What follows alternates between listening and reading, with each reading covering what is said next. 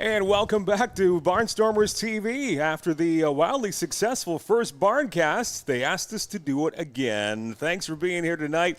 It is Game 4 of the postseason between the Chatham-Kent Barnstormers and the Hamilton Cardinals. Game coming up in a few minutes from Bernie Arbor Stadium in Hamilton. My name is Mike Renier from the broadcast crew here with the Chatham-Kent Barnstormers. He is Dan Dominguez, our statistician, and really the brainchild behind this Barncast. So maybe if they didn't catch us for the first one, Dan, kind of tell us what this is all about. Yeah, it's a copycat off of ESPN Monday Night Football, the Manning Cast. So it's an enjoyable alternate broadcast to the main tonight on C14. Thanks to them for providing the feed for us tonight.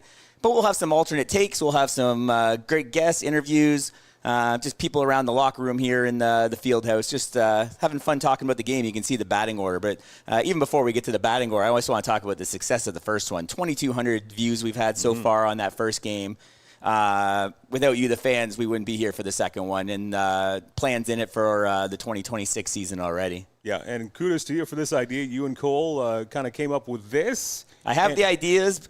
Cole has the know-how. So I just throw stuff at Cole, and he just puts it together like nothing. So I really have to thank Cole Dupuis and Dupuis Media Productions for, they said, the idea, we're replaceable. Cole's not. Absolutely, So, thanks a lot to Cole for making this possible. And this allows you to get in touch with us. So make sure you let us know who you are, where you're listening and watching us in the cast. Let us know who you are. And anywhere in Southwestern Ontario, anywhere in North America you're watching from us, let us know. Ask some questions.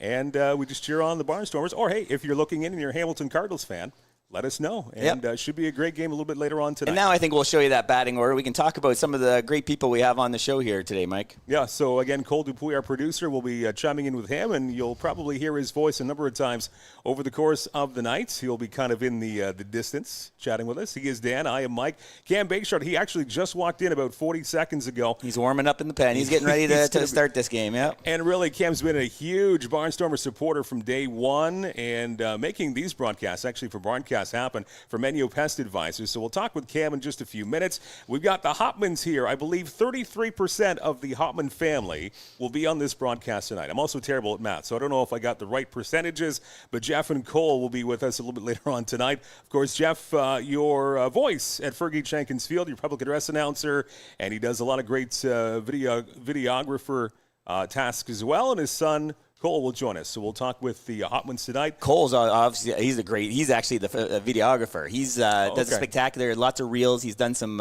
real great hype videos for the Barnstormers this year that I'm sure you've seen on Instagram. You might not know Cole was behind them, but Cole's responsible for a lot of those videos that you see on Barnstormers social media. I just know that Jeff also does a lot of reels on social media, so I didn't know if we lumped that into videography or not. Yeah. So we'll talk with Jeff and Cole later on tonight. Wonderful human being. Stephanie Muir will join us a little bit as well. Love Stephanie. She is, it says there on your screen, unofficial First Lady. I think she's the official First Lady of the Barnstormers. She brings such great cheer to the stands. You see her running around and, in between innings, getting the crowd hyped. Everything from Princess Leia to Wonder Woman and, everything in between, right? With all of our great, theme nights at Fergie Jenkins Field. She is all in. So we'll talk with Stephanie about her role, and a guy that I've known for quite some time in his different roles, and certainly he was here from day one when the Barnstormers were announced a couple of years ago. Dan Cadott, he is a clubhouse attendant, and again, you won't find a bigger cheerleader for the team than Dan.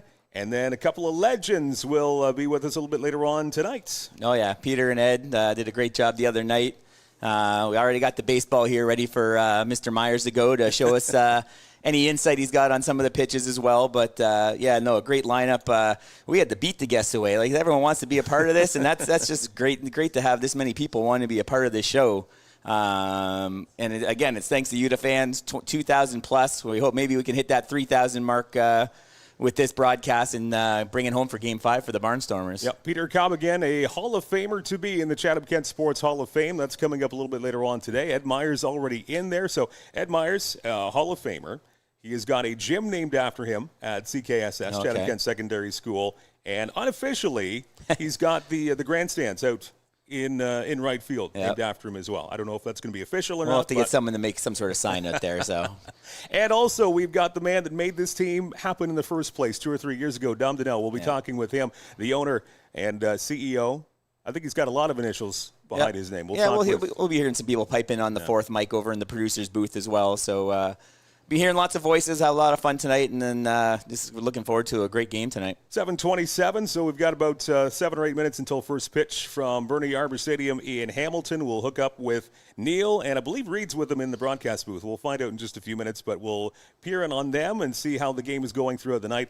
And, Dan, this is going to be a gigantic evening in Barnstormers, well, history really, because this is a monumental night to hopefully, fingers crossed, push this to a Game 5 at home tomorrow night. Yeah, no, I mentioned it during the broadcast the other day when Ed was here. I said, someone on Instagram quoted me saying, you have to win 3 games in this series. It doesn't matter which 3 you win. You just got to win 3. So those first 2 games didn't go the Barnstormers' way. A historic night here at Fergie Jenkins Field on Saturday night, which I'm sure we'll talk about in part now and throughout the evening with all our guests. And then big road game, Akatsuka against Boone, coming up here in a few minutes. And hopefully we can repeat that Saturday night, tomorrow night here at Fergie Field. Just shy of 4 hours, game number 3 the other night, Saturday night at Fergie Jenkins Field. You might have seen that game right here with Chris McLeod and Ed Myers. Maybe you stayed up late with us, but that was a back-and-forth game. And you got to give a lot of credit to the entire roster of the Barnstormers. They had 0 quit in them, and that led them to, well, push this game to at least a 4th game tonight. It was insane. We talked about this throughout the year. When the Barnstormers are going, it's not one guy. We had 4 pitchers go the other night. All 4 did their role. Aiden got them to a certain point as far as he can go. The bullpen came and got him. Up and down the box score, just up and down the line. Just everybody produced. Everybody did something. And then you have a guy like Victor Plaz who comes in with all the substitutions in the 11th inning, hasn't swung a bat in 3 or 4 hours, and then laces one of the hardest doubles you'll see down the left field line. Lee Kuchera playing with broken fingers, coming in the pinch run. And then the moment, Vasilenic down to the last strike, we're about to go to a 12th inning, hits the hard chopper, and 1,000 Barnstormer fans just lose their mind. That's right. So a win tonight for the Barnstormers on the road. We're hoping for that, and that would set the stage for a 7:35 game tomorrow night at Fergie Jenkins Field, which would be the 5th and deciding game, moving on to the second round of the IBL. So again, thanks for being here for our second installment of the Barncast, brought to you by our good friends at Enyo Pest Advisors. We'll talk with Cam coming up in just a few minutes when we're nicely underway with the broadcast. And as Dan mentioned, it's going to be a great pitching matchup. And man, oh man, it was fun. I mean, being Barnstormers fans, but it was fun kind of watching Owen Boone do his thing too. He's a growing legend in the IBL, and he's very hard to get one past. Yeah, no, if not the best, like one of the best, but probably the best pitcher in the IBL. Took a year off last year, but came back with a vengeance. Did well the other night. We got 3 off him. Harry was confident. Hey, we got 3 off him. We were still in the ball game when he left. It didn't go our way late in the game, as you see the C14 broadcast just kicking up now. Mm-hmm. But if we can get to him, we heard a question on the chat earlier about strategy against him. And early on, I think most would agree that we want to see some pitches. We want to get his count up. We want to get to that bullpen because, as we showed on Saturday night, even a guy as great as Fernando Rodney is gettable. You know what I mean? If we can get through those top starters, get his count up, put a little pressure on, put base runners on. The base runners cause so much trouble. You saw when we had base runners against us, things just start to melt down a little bit from time to time. Same thing happened. We got some base runners on Rodney, bounce one in the dirt, error, and then Vass finished it off. So got to put the pressure on the other side. We are getting ready to go for game number 4. Maybe we'll take a quick break here in our pregame show, and then we'll come back in just a little bit. It's the second ever Barncast from Fergie Jenkins Field, in the locker room with the team. We'll come back. I am Mike. He is Dan. It's Cole Dupuis behind the scenes. We're all here, and our pregame show continues right before Game 4 on Barnstormers TV. Enyo Pest Advisors, serving all of southwestern Ontario, where you live and where you work. Enyo, bigger than bugs.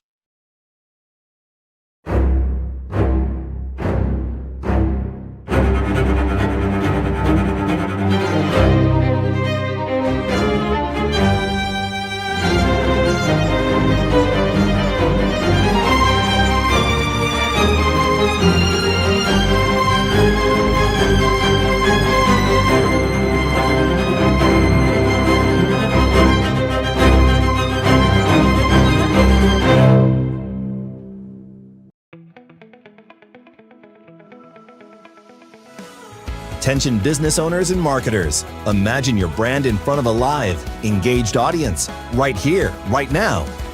This space is the perfect opportunity to showcase your product, service, or message to viewers in real time. Whether you're looking to boost sales, build awareness, or grow your audience, we've got you covered. Don't wait. Secure your spot today.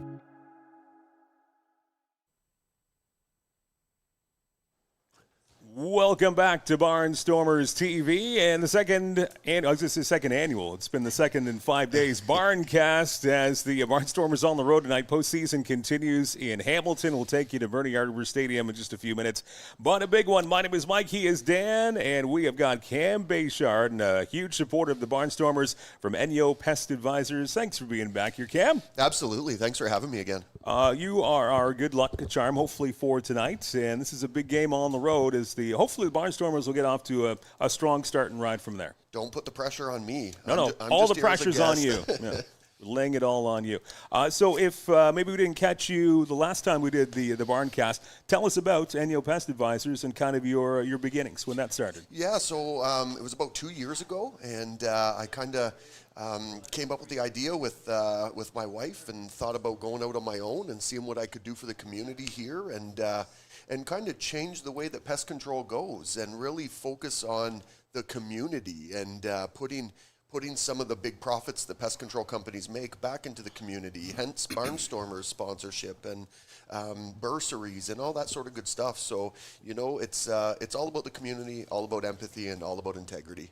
And you have been at a number of games, not only this season, but last season as well, and just the atmosphere is fantastic. Oh, it's great, absolutely. And it's funny because you start coming, and you're coming here to enjoy the game, but then you start meeting people, and next thing you know, you're sitting with friends, and you're looking forward to coming out to the benches there and sitting and watching the game just with colleagues and friends and enjoying the time. And I noticed that coming into town. I think I mentioned last broadcast, I'm not from this area, from close by in Leamington. But throughout the season, people love the Enyo Bigger Than Bugs call. But even after this broadcast the other day, countless people just stopping me throughout the stadium the other day, just asking, you got to do that again, you got to do that again. And that's a big thanks to you for helping us put this show on. We had over 2,000, 2,200, pushing 2,300 views now on it.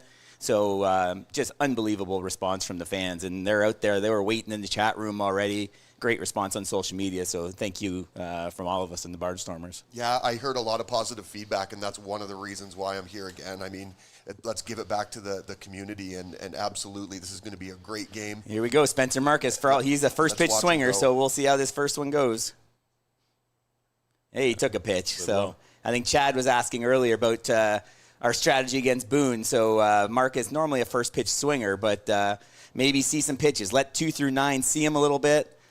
Boone's got a devastating slider, so if he's on and getting that slider called as a strike, it could be a tough night for the Barnstormers. But as we talked a little just before you got here, we were warming up in the pen there, get some base runners on, put some pressure on him, rattle him a little bit. Their defense made some errors the other day, so if we can rattle them, get some momentum from Saturday night and try and bring it home tomorrow. You know what, we're coming off on a big high this week with the win, and I think that's going to go right into today's game. I think we're gonna be on point. My money's on Akasuka. So where were you when?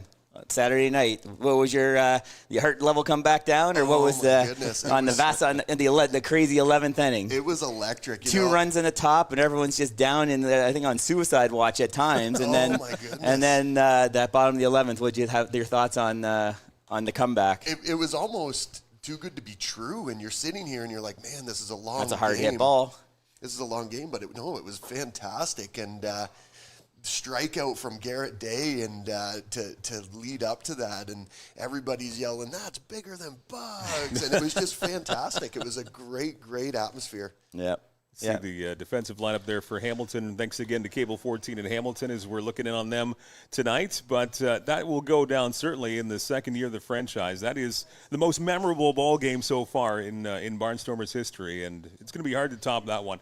And luckily, the Barnstormers came out on top the other night. Let's get it back here, but what, tomorrow or tomorrow night? Tomorrow night's Game 5 scheduled. So the lineup, if you missed it on there, I'm sure Cole saw it there. They spelled Spencer Marcus's name wrong there, but he's our leadoff hitter. Spencer Marin's batting second. Fukuda, Oda, Goodwin, Groening, Vasilenic at shortstop, Mackey, and Sillett in the 9-hole, and we're going to have Akatsuka on the mound against, and then Owen Boone for Hamilton. They're putting Goodwin in at DH again. A little bit of a shoulder issue. We need his bat, his power. Plaza's on the bench. We might see him pinch hit later on, but Goodwin with that glove is a big loss up the middle. But just back in game 1, he had a throw that tweaked something on the upper half. So hopefully we can get him back tomorrow in the field. Let's roll it back to Neil and the boys in the broadcast booth, Cable 14, and see what they have to say. At least he had that game-tying double in the bottom of the 11th inning. Yep. He came around to score as the winning run. That was great from Spencer, we got young player. Problem with Yammer Hernandez here, it looks like, is Got a blister maybe, or something on his left hand. Yeah, it's talking about Spencer Marin up the bat, that double to right center field.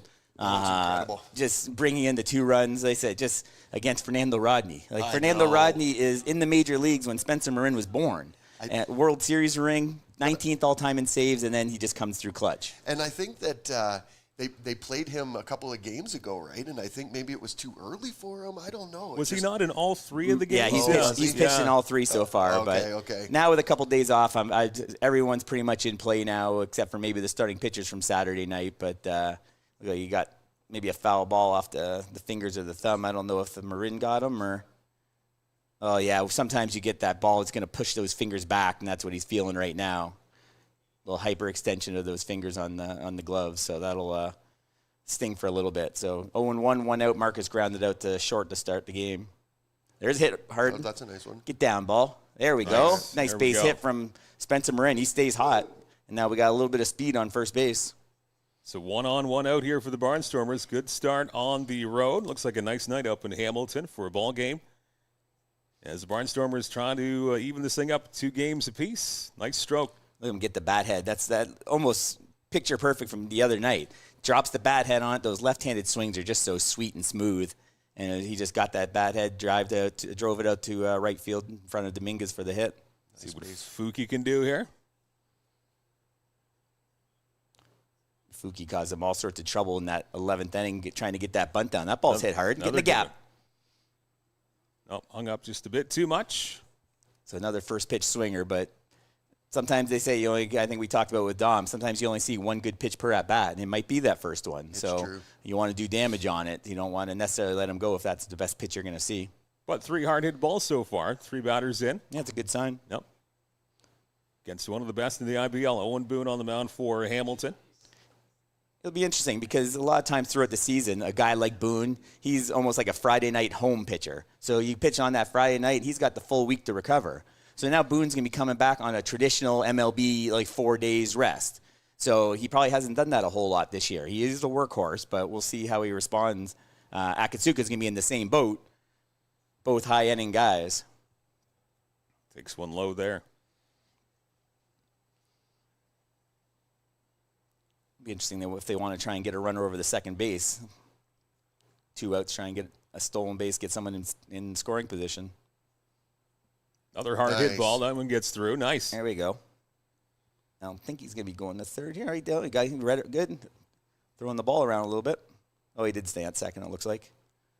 So first and second, 2 out. Don't want to risk it. Dominguez, if you recall earlier, I don't know if you remember that Mike gunning Fukuda on a fly ball to right field early in the season. He does have an arm out there. Again, dropping the bat head and just getting it in the 3-4 hole. So 4 batters for CK and 4 hard hit balls. 2 loud outs, a couple of base hits. So good start here for CK on the road. And this would be one you want to cash in. I think Sadler had a bit of a rough night the other night. I was just going to say that. Where's Sadler's number? Yeah, there's a couple strikeouts there. I think 3. 1, 2, 3, 4, actually. 0 for 6 with 4 strikeouts. So one of the guys he has the big, long swing. We like to see sometimes with 2 strikes, guys shortening up, but some guys just don't feel comfortable doing that. That might be his first game this year without a hit. Yeah, he had a really good second half. Yeah. The playoffs, he's not hitting the best, only 182 in the playoffs, but regular season, 277 and with a 577 slugging was actually the highest on the team this year with those 11 home runs. Oh, I see you there, Chamberlain. I'll get to that. I got your umpires here as well after this pitch. So our umpires tonight behind the plate, Chris Marco. Chris Marco. Chris Long is at first. Nick Leffler is the second base ump. Dave Phillips is the third base ump. Let's hope they're Barnstormer fans. We had Chris Long the other day, and we've had Leffler. The other ones are not usually local umpires, so if we've seen them, we haven't seen them at home. Big pitch here. Yeah, 1-2. Hopefully you can just, again, maybe choke up a little, shorten up, just a base hit. Ooh. Went off speed. That's probably that little slide piece that he has there. So Boone strikes him out the end of the inning. But I didn't see what the pitch count was, but probably got a few pitches up there and a little bit of confidence for the boys hitting them hard. This education bursary you see at the bottom of the screen there, Cam, what's this all about you're doing with Enyo? Yeah, so I would just want to put it back to the community, and I'm really, I'm very empathetic towards continuing education and people over 30, and I know that there's lots of bursaries, lots of grants, and lots of that sort of thing for kids coming up into the education, but what about the older people that want to go back? And maybe they are looking at starting something fresh or just getting back on their feet. And I want to pay it forward to somebody in the community or people in the community for that. So if you see the QR code there, scan the QR code. There's an application. Go through the process, and maybe you can get $1,000 towards your bursary. Other ways to find out on your website, perhaps? Yes, absolutely. Okay. There is. Yep. So you go to enyo.ltd, and right at the bottom of the page there, there's some information there about the bursary and what it entails. Enyo, bigger than bugs. Again, Cam Bechard with us. You can say that better. Bigger than bugs. Bigger than bugs. Nice. I like that one. Yeah. Big supporter of the Barncast and the Chatham-Kent Barnstormers. Again, no score. We go to the bottom of the first as we're looking at Akatsuka, left-hander. Left-handed warm-ups today. We'll see. He hasn't actually. I don't think he threw a pitch left-handed the other night. Two hands is what we call it. Yep. So it's he'll take his warm-ups just to keep that left arm loose and maybe rest the right arm. I don't know. But when he does throw left-handed, it's under 15 pitches a game. So they got big, Tyler Duncan and with the left-handed bat, a couple others as well. Josh Williams is on the bench, as you see in the lineup for the Hamilton Cardinals on the C14 website. He'll come in later. Yeah, more than likely as a pinch hitter. So, but what Harry was talking about when I was talking to him, he was excited for Akatsuka in this one. He played for Hamilton last year, if you're not familiar. He was with them. Kind of a familiar ballpark, a little bit more spacious, 403 in the center field, 3 and change down the lines, and feels like a little bit of a cooler night tonight. So that ball might not carry as much. I don't know if we saw any flags, Mike, if you caught that or not. But I don't know. It doesn't look overly windy No, there. so if that's a big key for Akatsuka, a guy who he's not a big strikeout pitcher. He had 80-something strikeouts this year.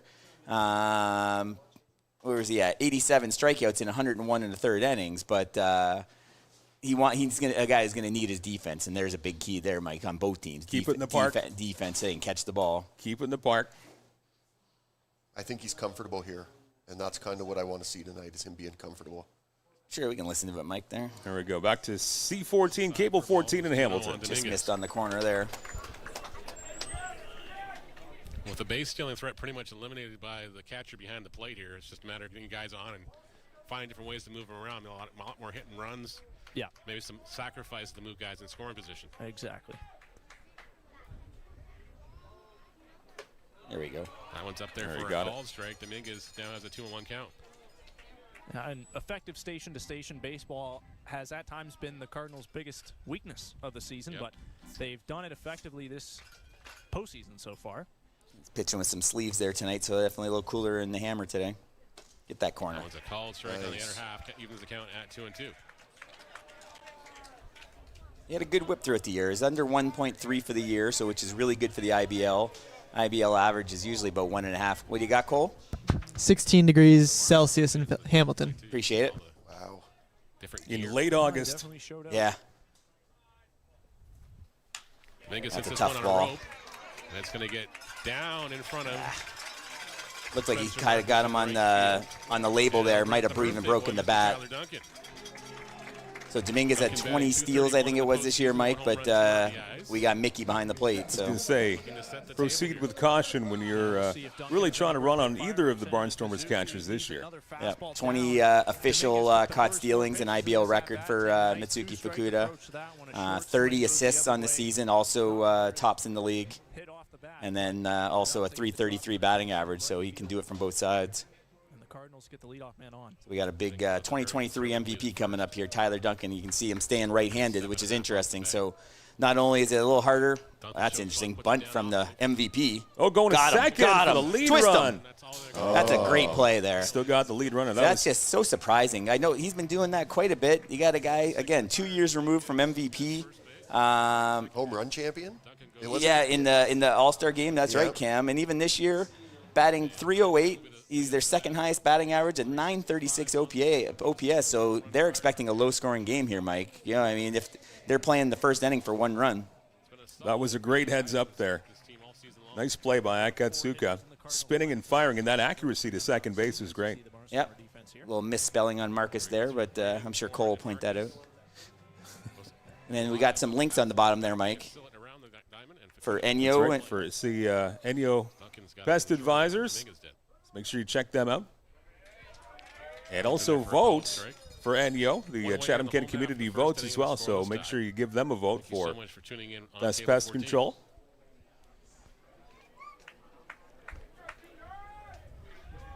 So Dominguez with the steal. Fielder's choice for Duncan. That one misses outside. As Akatsuka made the nice play. So this is Nickel now. Nickel was .305 batting average this year. Third on their team, also over a 900 OPS. A little bit of power. Backfiring because the defense simply goes fielder's choice. You got to make it harder for them to get the lead runner. You can't put it right back at the pitcher, unfortunately. Yeah. Nickel fouls this one off. So he's throwing strikes, guys. Out of the count, that's nice. good. You know what I mean? Keeping that pitch count, making them not trying to look for walks, which at times has been a Barnstormer problem in the first couple of years of existence. But so far, Akatsuka looks like he's around the zone. Followed by Yammer Hernandez. Should the inning continue? Very slick unis.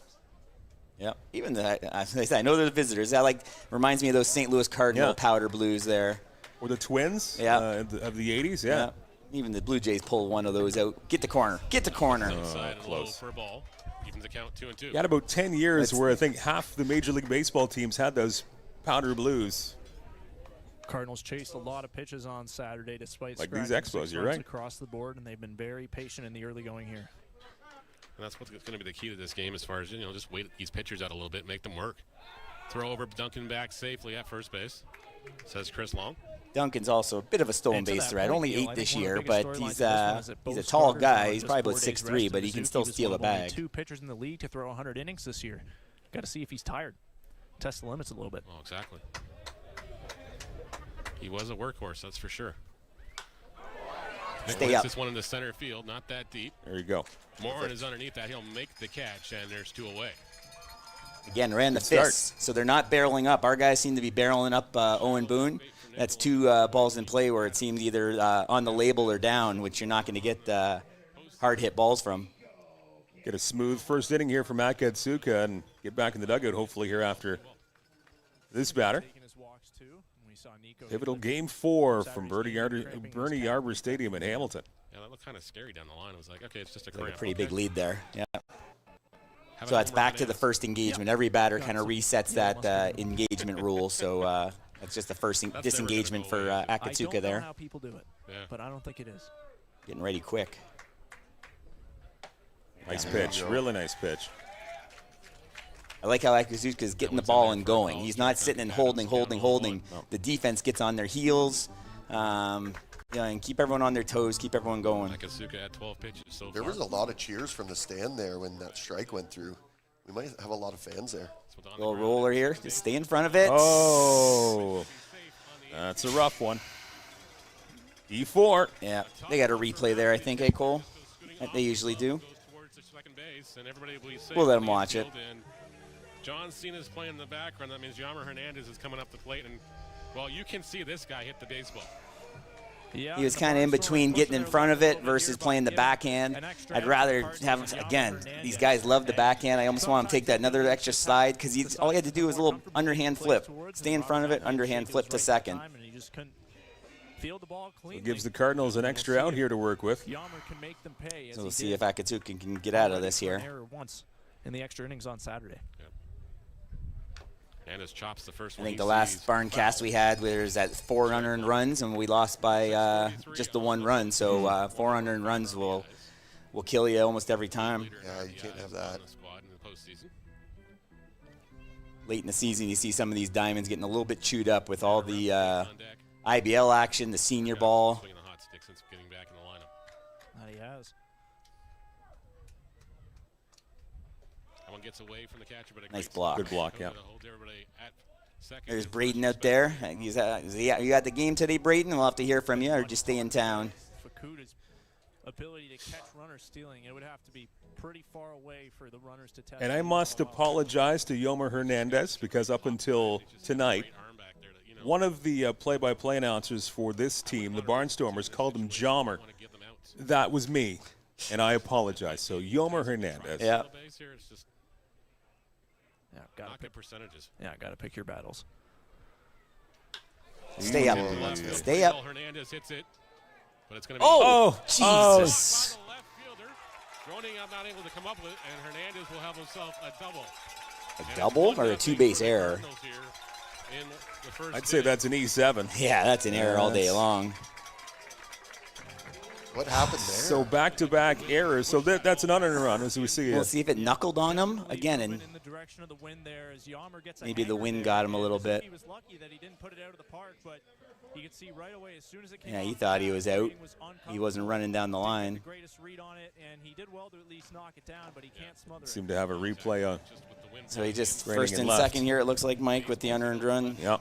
Point streak just has a double to left field. Yeah, it's a homer call. Yeah. And that was just one of those ones that Groening could not unfortunately come up with. So it's 1-0 Cardinals. That ball might have knuckled on him and just kind of dove down to the turf. He didn't look like he read it off the bat very well.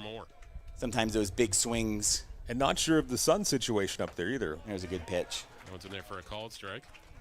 Starts Rempel off. Okay, let's end it right here. Yep. Hernandez was the 6th RBI. Did they get the second and third, or are we dealing with first and second on the bug? Duncan. We'll have to keep it. Shadows goes to third. No, Okay. second and third, yeah. So we got to keep everything in front of Mickey here. The middle, that's going to be trouble. Hernandez getting the wave. Got to The throw it. throw is coming home. It's a good But throw. It's in there safely, and it's 3-0 Cardinals here in the first inning. That's disappointing. We just talked about it, right? Unearned runs, and we just dropped 3 unearned runs in the first inning. Those are the extra outs you're giving to Hamilton, and of course they're a scrappy baseball team. We gave them 5 outs this inning. Yep. Not many teams can survive that. Not many pitchers can survive that. Akatsuka's been doing his job, and the defense has unfortunately let him down. Just a beautiful, simplistic little swing there by Rempel. He got a fastball middle away, took it right back where it came from. That's exactly what We you got to get out of it and regroup here. And he does it in a big spot. And this has turned into. I just hope they realize that and they switch that momentum in the bench, in the dugout. Yeah, he's got 24 more outs to play with. Exactly. Unfortunately, we've been here before. We've been down before, and this team's come back a number of times. So it's unfortunate that we're wasting some of Akatsuka's pitches. He's probably 10-plus pitches past where he should have been this inning. That ball was destroyed. I know he didn't make a lot of friends with the bat flip, but yeah, it was the intensity and the emotion of the moment. Talking about the game the other night, there's a nice Pitch pitch. there. Oh, I didn't get the call. It wasn't the bat flip. It was the taunting the fans. Coming around the bases, yeah. When he came home, he gave the crowd a bit of a look there. Count now 1-1 on Reyes Cruz. I know if we have Peter and Ed here, they would say, act like you've done that before. Yeah. Act like you've been there. Reyes Cruz with a slow All chopper right, at the that's a first tough base. one. Still, it's gonna take Good the job by stop. Sillett. Tommy Reyes All right, Cruz we're has through the one. lead. We're down, but hopefully the bats can. We were hitting them hard, so don't we talk about this? Don't say. I know we talked about a little special we wanted to do with you, Cam. Yeah, and I thought, you know what, I'd, again, pay it back to the community, and if anybody's interested in getting their house protected and a barrier put on for some spiders and some fall cluster flies and that sort of thing, we're in an agriculture community, I'm willing to give 10% discount. Just mention the BARNCAST, and we can book you in and get you in the next couple of weeks here, and yeah, we'll protect your home for the next couple of months. Beauty. All right, so just say you heard it right here in the Barncast and save yourself some money. There you see the website at enyo.ltd. 3-0 lead for the Hamilton Cardinals after 1 inning of play up at Verde Arbor Stadium. Barncast episode number 2 continues From the Barnstormers dressing room here at Fergie Jenkins Field, it is Mike, he is Dan, and Cam from Enyo. And waiting for the second inning to start. So, again, there's lots of baseball to come here. Yeah, we had our chances. We had a couple runners on the first. Marin and Oda with a single. Just couldn't get that big hit. Sadler struck out with 2 on. And then we had him down, man on first, 2 outs, and that little easy grounder. And just unfortunately, some of our guys just kind of let that ball come at them and play him a little bit instead of going and attacking that baseball. They love playing, again, off the backhand a little bit. It's unfortunate. Again, we talked about some of these diamonds having some rough edges here. So 300 runs, the guys are going to have to really battle back. And that's been one of the good things. This team is so young. They don't know they're supposed to be this good. You know what I mean? They're good. And we see Dom Donnell coming in helping out the crew here. So, yeah, I mean, we got, look at that. Hydrated. The youngster, Andy Groening, 19 years old, coming up. He made a mistake, so I'm looking forward to a good at-bat here from him coming bouncing back here as he leads off the top of the second. All right, before the inning starts, can we do a shameless plug here, Cole? Shameless plug. If the Barnstormers come back to win tonight and force a Game 5, we will give you the chance to win tickets on my radio show tomorrow on CFCO, country929.com. Tomorrow we'll give you the chance at 2 tickets to tomorrow night's Game 5 at Fergie Jenkins Field. How we're going to do that and what time we're going to do that, I haven't thought about that yet. However, I'll let you know over the course of the night. But first and foremost, Barnstormers have to win. If they push to a Game 5 tomorrow, we will give you the chance on CFCO tomorrow afternoon to win your way into the game tomorrow night. So Groening leads things off here for the Barnstormers. Shameless plug 1 of many. Yeah. My day job.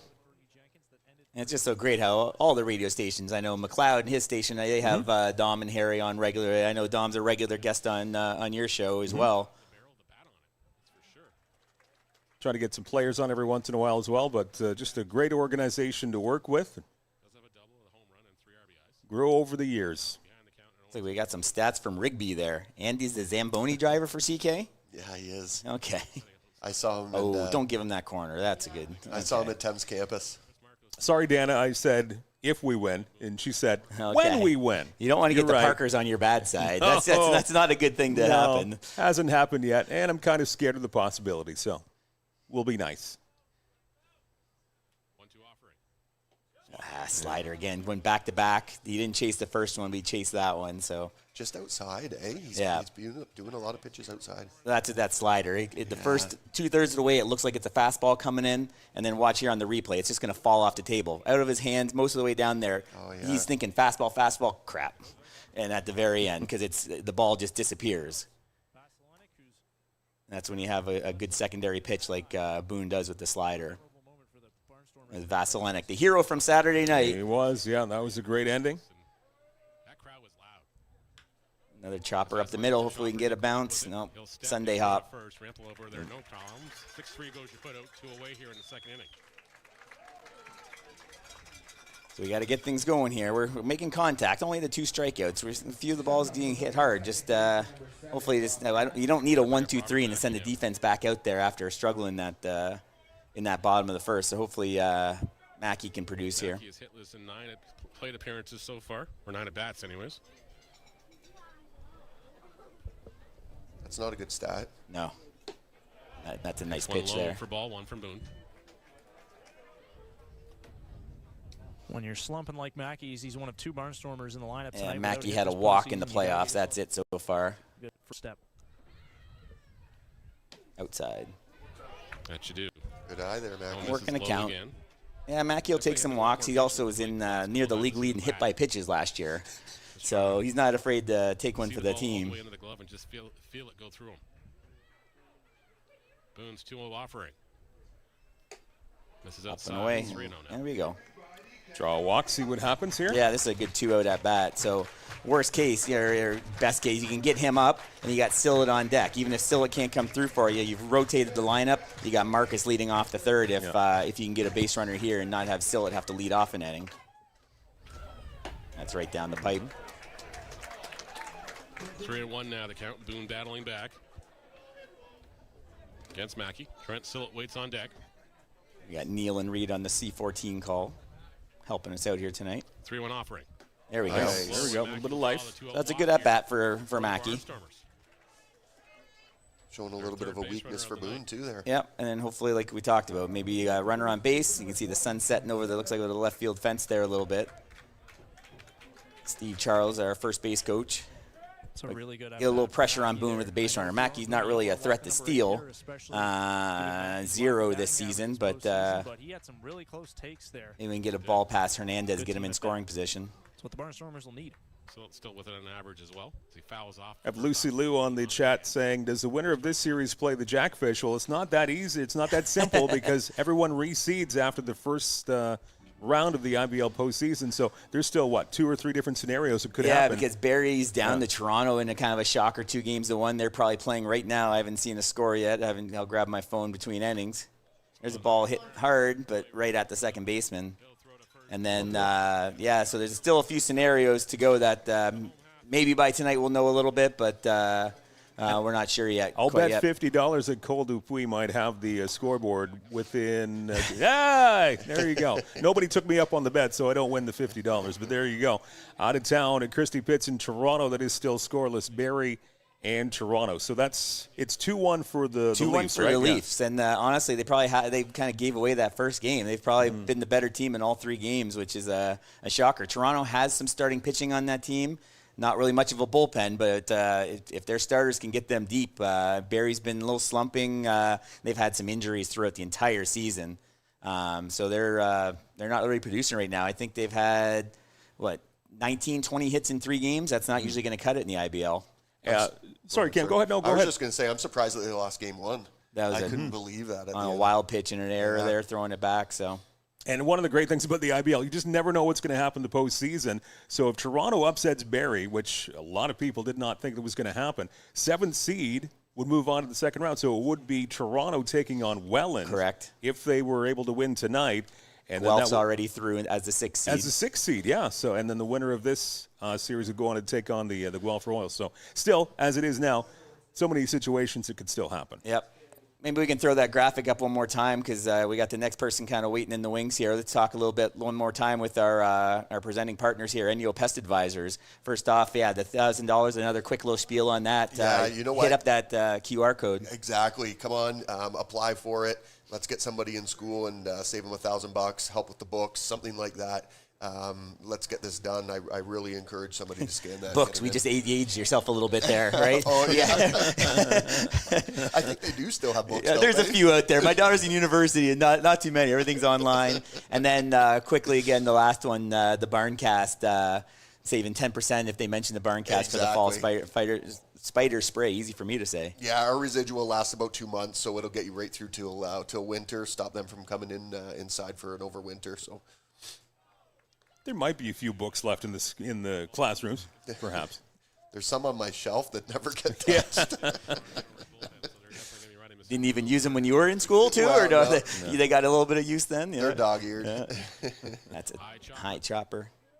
It's going to be foul. Facuda will call it and knock it down. This is a big inning. CK needs to get through this quickly, get those bats up there one more, get them back up there quickly. Got the top of the order with Marcus coming up. And those 3 runs, not the fault of the Vakatsuka. It was just the defense behind him that really let him down. 3 unearned runs in that bottom of the first. Yeah, it was unfortunate. Little grounder to, what was that, Mackey at second. Mackey's just had a tough time at second base now that we're losing Morrison for the playoffs. That's a tough chopper as well. This is going to be a tough one. Dominguez's speed. Dominguez is just too fast for that. Even Sadler Goodwin there is going to have trouble getting that one across in time. Nice toss by Vasilenic, though. Yep. Leadoff guy on for Hamilton. They were blasting that in the locker room today, too. Yeah, that made it a lot closer than I thought it was going to be. Nice stretch there. I don't know if you saw the game the other day. I don't even know what game it was. There was a close play at first base, and the player's running down the first base line. All of a sudden, the German Shepherd just starts chasing him down the line. A dog ran on the field. I think so. It was in Guelph. London at Guelph, game 2. Yeah, you don't see that too often. Just a dog on the field. I think the announcer said it perfect. Another bunt. Get the out. The dog saw a ball and wanted to chase the ball. So as we got 2 out, or 1 out, runner on second now on the sacrifice. So they're really looking to play that small ball, Mike. Yeah, well, getting that 4th run across here, if they could do that in the 2nd inning, again, that would be huge with Owen Boone on the mound. Now, we haven't seen Owen Boone be indestructible and invincible so far in this game. He's already walked at least one. Yep. And a couple of hits for the Barnstormers, so they can chip away. So this is going to be big if CK can just hang on and strand that runner at second. Yeah, I made a mistake earlier on that first hit. I called it Dominguez. It was actually Brown with the single and then the sacrifice. Dominguez is up now. He got a single off the hands just in front of Marcus, I believe, on the first time up. Akatsuka getting ahead 0-1. That's a big hit. Hook foul. Foul down the line, and did he catch it? goes all the way into the fence. Oh, get up. Uh-oh. Oh, jeez. Oh, that looks bad. That looks bad. That's not good. Oh, they're frantically motioning out there. And he's such a gamer, right? Even though the ball is 75 yards away from him, there's no quit, right? He's just going to hustle out there. That's a shame. A ball that he probably had no chance of getting, but unfortunately now he's holding his arm. And I think more importantly, he's supposed to be heading to, I think it's North Arkansas in January to play some college JUCO ball. He gave it his all here. Let's see if we can see what he might have rolled. Now you can see the ball is still 10 feet past him, and he just kind of barrel rolled into the warning track. Something with his arm. Yeah. They're motioning for St. John's out here. Oh, no. Is there one? Oh, boy. That is not good. That is terrible. Looks like Andy Groening. I couldn't see if his right or left hand. It might have got caught underneath him when he tucked and rolled. Apologies for jumping the gun there.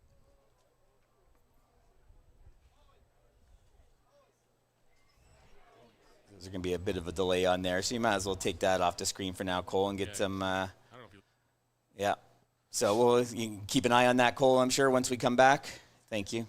If we want, we can introduce the next person. Yeah, maybe we'll trade in. We'll do one more. So just, again, on behalf of all of us at the Chatham-Kent Barnstormers, thanks for being part of the family, basically. Yeah, thanks. We'll talk about maybe before you go, those 2 offers. Yeah, so yeah. the $1,000 scholarship for over 30, continuing education, 10% off for fall spider treatments, absolutely. And don't hesitate to go to community votes. Get us another platinum, a platinum award, and let's go for 2025 platinum as well. Very good. Yeah. So again, Enyo.ltd, it's bigger than bugs. Enyo Pest Management. Advisors. I'm sorry, yeah. Big difference. All right, Mike, I got it for you. I don't want this to be the last one of the year, but we're going to get a Barnstormer strikeout, and they're always brought to you by Enyo Pest Advisors. That's right. Pest Bigger Advisors than bugs. There you go. Cam Bechard. Thank you, Cam, very much. Thanks, Mike. All right. Thanks for stopping by. Thanks for everything. Absolutely. All right. As they continue to tend to Andy. He's lifted his head up off the ground here. Wonderful. Let's maybe step aside for a few seconds. Got some Enyo commercials, I believe, waiting in the wings as well. So come back here, BARNCAST, as we are through game number 4 here, the bottom of the second, and CK down by 3. And it looks like good to see him back up, and he's flexing. Up there. Yeah. So we'll step aside for a few seconds. We'll be back in just a moment. Let me into my zone. Please don't let me into my zone. Let me into my zone. Let me into my zone. Let me into my zone. Please don't let me in. Yeah. Can't answer my phone now. Just leave it there, that tone. Ballin' can't beat me up, cause I'm back in my zone now. Cause I'm back in my zone now. Whether personal, agricultural, or commercial, Enyo Pest Advisors are here. Enyo. Bigger than bugs. My name is Spencer Marcus, outfielder for the Chatham-Kent Barnstormers from Chatham, Ontario. The community support has been amazing for baseball. Everybody coming together. You never really thought of this town as a baseball town, more of a hockey town. I remember when I found out that Kent and Essex Mutual Insurance wanted to do an interview about a hometown hero. I never thought somebody would look at just a baseball player like that. It takes a lot of support to make this team a success, and the Barnstormers wouldn't be where they are today without help from sponsors like Kent and Essex Mutual Insurance.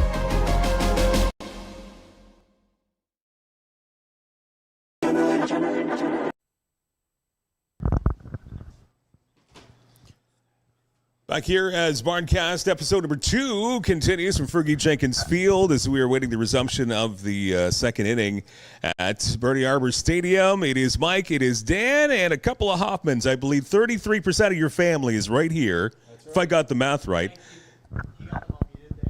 That's right, I do. Who put me in charge of the audio here tonight? Cole and Jeff Hoffman, big parts of the Chatham-Kent Barnstormers. How are you, fellas? Doing great, thanks. It's great to be here. It's just a dream ever since I saw the first one, to be honest. Just a little clerical work. Looks like Oda has moved into left field, so I am assuming Plaz moved into third. Maybe push up Neil for a quick second there, right, Mike, if you could. Cable 14 in Hamilton. This one's hit down the line, but foul. So disappointing for Andy, 19-year-old with, we don't know the extent of the injury, but remains 0-2 on Dominguez. I see even more so. He's 3 months away from a JUCO. Yeah, Dominguez with a minutes-long delay there has to suddenly lock back into a 2-strike count. From going to JUCO to North Arkansas, so hopefully not too much of an injury for the young man. Nakasika looks the runner back. Dominguez watches that one into the zone. Low for a ball, 1-2 the count now. One away here in the top of the, bottom of the second inning. It's my sound effect. They're using it. Yeah. I made that one. We got a few sound effects over there with Mike, but we don't have the old-fashioned. You're getting in touch with their lawyers soon, aren't you? Yeah, absolutely. Dominguez hard hits hit one ball. through the hole. It's going to get through. Brown. Oh, come on. And now get the wave home as it gets robbled by the left fielder. So it's a single and an E7, so Oda, and the ball finds you, right? Dominguez goes to second. Third error of the night. An RBI It is. single. I think we can turn them down for a little. We don't. Cole and Jeff Hoffman with us, the Barncast. Talk to our friends here. Yeah. Public address announcer extraordinaire for the Barnstormers for year number 2. Jeff, you're killing it in the stands, doing a great job. Well, I appreciate that. Thank you. How did you get into this? What was your beginnings for the Barnstormers? Chatham Minor Baseball, there's an over 35 men's league called Glory Days. And I was asked to play in it. And I said, do you guys still do walk-ups and that type of thing? And he's like, no, we used to have a college kid do that. We don't do that anymore. And it was Jason Chikowski, he's the president. I said, you know what? I would rather do that than play. So I did that for a couple seasons, and then I heard the IBL was coming to town, so I immediately started just social media messaging. It wasn't even Dom, I don't think. It was somebody else in charge of social media. And he's like, I think we got it covered with a couple radio guys. And Another single scores, another run from Duncan. So when it rains, it pours right now, boys. Yeah, humble beginnings for a humble beginning to this game. That's right. You're not really the typical public address announcer. You're right in the crowd. You're like right in the action. And does that help kind of feed your energy too? Oh, absolutely. Yeah, it definitely, the fans know me where I usually a public address announcer, for lack of a better term, is like the voice of God. It's just a voice coming through the speakers, and nobody really sees them or knows what it is. But yeah, I'm fist bumping fans. I'm getting into it. I'm trying to, raise the roof, doing my dad dance moves. Right? I think we already have the reputation throughout the league. I think you'll all agree as being probably the most passionate fans in the league. That stadium, you're right on top of the players. So you hear it from the other broadcast, the other players will pop up back of Fukuda. And you hear in every interview you see from the players, the fans just are insane and the players love it. My contention is, Jeff, you're very much responsible for that. Oh, I appreciate that. You get the fans going, you keep them going. In some case, the other night, a 4-hour game, we talked about it in the pre-show. The crowd was down and out, down 2 runs in the 11th inning. It's a skill to keep them up. Another ball past the third baseman. So looking like a little bit of a long night early on here, unfortunately. But the other night, one of the best games I've ever seen in person, and that's because we had 1,000 people. You kept them hype, and like I said, that's got to be a factor when you get that pressure on Fernando Rodney, 1,000 people screaming at the top of their lungs, and like I said, the best game in Barnstormers history. Yeah, the fact is, it was all an act. I was because I wasn't feeling it either. If there's photos of me, I had my hood up, hat right down. Glad you could barely see me because I was locked in, just trying to keep the fans engaged. Because I felt like at that point I was at a funeral. I'm like, this thing's over, and thankfully it wasn't. So that made the comeback all that more special. Again, Jeff and Cole Hoffman for the Barnstormers. And Cole, you do a lot of videography stuff and social media stuff. What's your routine day with the Barnstormers? Show up, try to get there for when they all run out of the tunnel. I love getting shots of them, just running out of the tunnel, high-fiving everybody. and then running onto the field. And that's usually when it all starts. Sit at the first base dugout side and try and get some amazing plays, Just always trying to capture good hits, good fielding to put in the video. And then when you get home, start right away editing it, get the video out as fast as possible, and just try and make it as hype as I can. So on First Responders Night, you saw Cam just left with that. He had the First Responders jersey. I saw some video of them coming out of the fire truck, and there was a nice video. Were you responsible for that one? Yeah, I was. That was spectacular. Fun fact about that night is I actually forgot my SD card that night. So I was filming that on my phone, and I was in shambles, but luckily I was able to get one. So Well, it looked great. You do a great job on those, all those hype videos. Appreciate it. It doesn't looks like the apple doesn't fall far from the tree here. So you see Jeff doing a lot of that. Let's see if we can get it out. Just the ball has eyes tonight, unfortunately, and just they're hitting it where we ain't. Yeah, I wore my lucky glasses, and they're not proving lucky. So coming off. But no, those videos are spectacular. That First Responders one that really stood out to me. But try and follow on that one. It was excellent work. Where'd you go to school? Chatham Christian, senior year this year. So. And with aspirations of doing what after high school? Obviously something to do with video, but if that all fails, I'm going to go to school and be a teacher, but just want to make video work out because I love doing it, love editing, love shooting. So, yeah, something to just do with like that. your pa. Yeah, well, it's interesting because we're two different dynamics. I'm more about, I go for humor, number one, and I try to capture memories when I do like some of my long form content. He's more about like the hype, the fancy edits, the fancy cuts and transitions and whatnot. So I think if we work together, we could probably do something amazing. Best of both worlds, really. Right now, we're just kind of doing our own thing until then. And we just saw Harry Muir come out to talk to Akatsuka, just kind of being, that was more, not so much a pitching coach role, but that was being a dad role. Just putting your hands on the shoulder, calm him down. You're doing your job. You're doing good. It's not going our way. It's only the second inning. It ain't over, until it's over, as we found out on Saturday night. Just to regroup because we need some innings from him here still as well. He's not pitching a bad game. They're not killing the ball. We're just it's finding holes and we're not catching it. So how many runs were earned? None. I've lost track already, man. Yeah. I know all there's of a them couple the first earned inning in there, runner, but I know that. Yeah. There's some earned in there now, but a couple of those balls, like I said, Plaz has had his issues at third base this year. Kind of tough on him too. Last time he's played a real game, to our knowledge, was last fall with London. So to come out in the beginning of August to try and get hot with us in the Barnstormers has got to be tough on him as well. So it's just one of those days so far that's not going our way. Yeah. Again, Jeff and Cole Hopman. Jeff, what is the biggest thing you look forward to when you arrive at the ballpark every day? What's the number one thing that kind of gets you going? I know there's a number of things, but I guess what do you enjoy most about what you do? You got to pick one thing. Not getting beaned. That's one. Yeah. Taking 90 on the fingers in a cold night. Yeah. I'd have to say, getting that first pitch underway, like all the pregame stuff, it's fine, but it's a lot of formalities and a lot of busy work. Getting the both lineups in, it can be stressful when the lineups don't come in on time, and I'm scrambling trying. Toronto. Yeah. Pardon me. Yeah. Even the first playoff game, they were kind of keeping it a secret for a little while there. They didn't want to hand their lineup card in too early, so we could make some adjustments. So once that first pitch is thrown, that's when I feel like I'm in my comfort zone. So I look forward to that.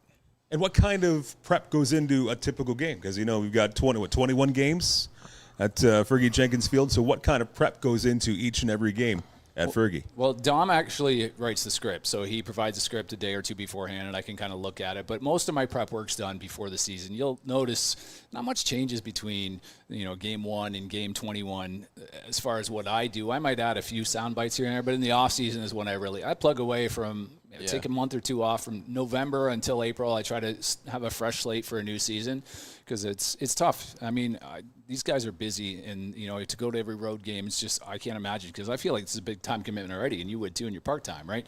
So for me to be editing and all that during the season, I just try to do everything in the off season. Nice block there from Fukuda to try and keep it a 6-run game. Still got a double play chance here. So I've been asking Nicole, a few of the other people, Cam when he came in, where were you when? Saturday night, were you at the ballpark or watching from home when the run came in? Because, again, the greatest moment in Barnstormer history, where were you? So I didn't make it to the game that night. We just got back from vacation. And, I was sad I missed it. I can't lie. But I still watched. And then, I was watching extra innings, and I saw Torrin hit it right through the gap. And then oh, my goodness. That's an off-speed pitch, so obviously nothing intentional. Just Akatsuka just going through it right now. So I guess I assume we're going to see Gregor real soon here. I haven't seen any bullpen work yet, but yeah, finish your story there, Cole, as they tend to the Hamilton player. Saw that hit go through the gap and then just, jumped right in the pool after. It just couldn't contain the excitement. All my brothers followed after me. It was just if I had a pool near me, I probably would have done the same, yeah, man. Sure. I didn't have a pool near me, but yeah. Crazy. I was sweating. I was so nervous. And I got to say, the locker room afterwards, I was privy to be in here afterwards. Oh, man. It was excitement. Harry had a short and to the point speech. If I counted, it might have been like 6 words, and a couple of them I can't really say on air. But it was so hype, and unfortunately, it's not going our way tonight. But this is got to be the youngest team. I'm sure Dom can give me the thumbs up on that. We are the youngest team in the league, so even if this one's not going our way, these guys are going to be back. I'm not worried about that. And hopefully Hernandez is okay taking that one right off the bucket. So yeah, just an average of over 23 years per player on our team. So, and that's with a couple of our older guys too, kind of even bringing that average up. So we have a good young team. What's the average? What do you think? 28, 29? Maybe not that high, but it's got to be 26, 27 for sure. Okay. You know what I mean? We even you add in DeLong and a couple of the other guys pushing it up. So like I said, these guys, as long as we can get most of this core, keep them here in CK, I think there's going to be a bright future. Yeah, for sure. Said Hernandez, but that was Rempel that took that one off the bucket. That was very scary. But did he leave the game already? I saw him go through. It looked like he was going back to the dugout, probably to get some checkups there on the head and maybe a concussion protocol. We had another Saturday night. Somebody was hitting in the bucket too. That's right. Yeah. And I think even in the Barncast that we did, someone took a curveball off the back of the head as well. It's been a rough series. Yeah. I mean, right here in the broadcast? Yeah. Oh. Mike forgot the name a few more times, so I had to whack him in the back of the head. That's right. I forgot the name of the broadcast. Dan had enough. And we kind of scrapped for an inning and a half. Yeah. He won. He won the scrap. There's a pop fly. Hopefully we can keep that in play. Go get it, Victor. Come on, Vic. Oof. Yeah. Let's go. He's almost screwed it out of the glove there. So you down. That's what I was saying when we were watching it at home before we got here. It's like, is the field wet? Because all those plays in right field, they're just like slipping and sliding. And yeah, that cold weather, I'm sure is not helping. And I heard the sunlight is really brutal there. I've never made it to Hamilton myself. Have you been, Mike? No, I've never been to. I think it's over the left field fence. No. Brantford's the one that has the one right in dead center. They have to delay games because it's in the batter's eye early on the game, which is just crazy. And I think they moved those games back to 7:30 in Brantford, and then the Sun has its own schedule. Yeah. And they always have to delay it there. So we'll see it future years if they move those games back to 8 o'clock. Now, I understand when you start the game at 8 o'clock, you're not getting out of there until routinely after 11. But And then you're just messing up your starting pitchers or trying to get warm for a certain time. Then they got to sit there for the 10, 15 minutes of the sun break. And then it's kind of crazy. So down 7. Let's get out of this with I wouldn't say minimal damage, but enough damage. And, leave the bases loaded at least. Yeah, definitely. Yeah. And Akatsuka hasn't pitched terribly. Like, obviously, some hit-by pitches now that he's kind of – the head's not quite in it right now. He's still only going right-handed, so we haven't really seen him he must not be feeling that left hand the second half of the year because we've barely seen it. Yeah, well, I just feel like when you've had this many unearned runs and your fielders, and I hate to be critical, but I don't get to be critical behind the plate. This is your time, right? Yeah. Like, this is your time. You got all these. You're probably feeling like I got to do this myself now, right? So he's probably overthrowing a little bit in his head, a little bit like this is on me. When you can't rely on your defense, unfortunately, then maybe he's just trying to put a little too much into it. There's a hard hit ball right side. That got past Trent. That's going to score at least 2. Man. Maybe try putting those glasses back on, Jeff. They held him at third. I was a little bit worried that they didn't throw to the proper base. You weren't going to get him at second base there. Rally glasses. Do we turn our hats around, guys? I don't know. Yeah. This is the Rodney look. We're joking. We're just trying to keep the mood light. But this is depressing to watch. And I haven't mentioned yet, but if you guys have questions on there for Jeff or Cole or any of us, throw them out there. They say, unfortunately, this isn't going our way. Questions for what you saw this year, what you want to see out of Jeff or any of us next year. Throw them on the chat because we have some air to fill this inning. It looks like that might be all for Mizuki, and that's it for him. So they say he battled as they do go to the bullpen. I haven't seen anybody warming up yet, so that's all for him for this series. Yeah, that's too bad considering what Harry was saying about him being familiar with this ballpark, having played for Hamilton. He's a contact pitcher, so is that Christian? It looks like him. I can't see. Oh, it is Gregor. Oh, okay.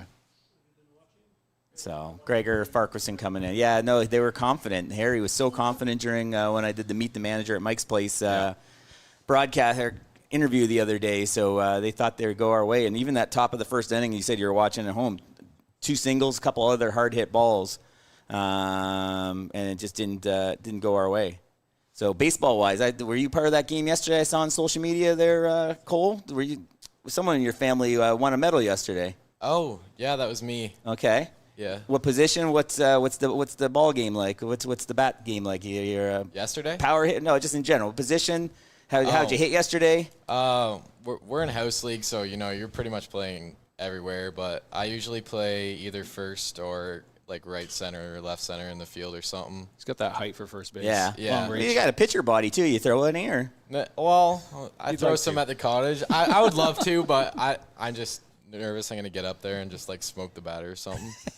But like we just saw. Yeah. See, it happens to the best. Yeah, right? And true. Two hands hit somebody. Yeah. So. But I know you had some tough competition there. I was going to say, my son was in the same game. There. Yeah. My son got second in that game, but yeah, that's right. Congratulations. Well, Wright's really like not even to just be nice. They were really like stepped it up from the start of the season. I could tell that they improved in our team. Like we were like confident, but we were worried. Like I was talking to some of my guys on like a 1-on-1 level, like on our team, and we were like a little bit worried during that game because they got so much better throughout the year. You guys, Crime Stoppers. Yeah. You're Crime Stoppers. So Crime congratulations on the U18 win yesterday. I know your numbers guy.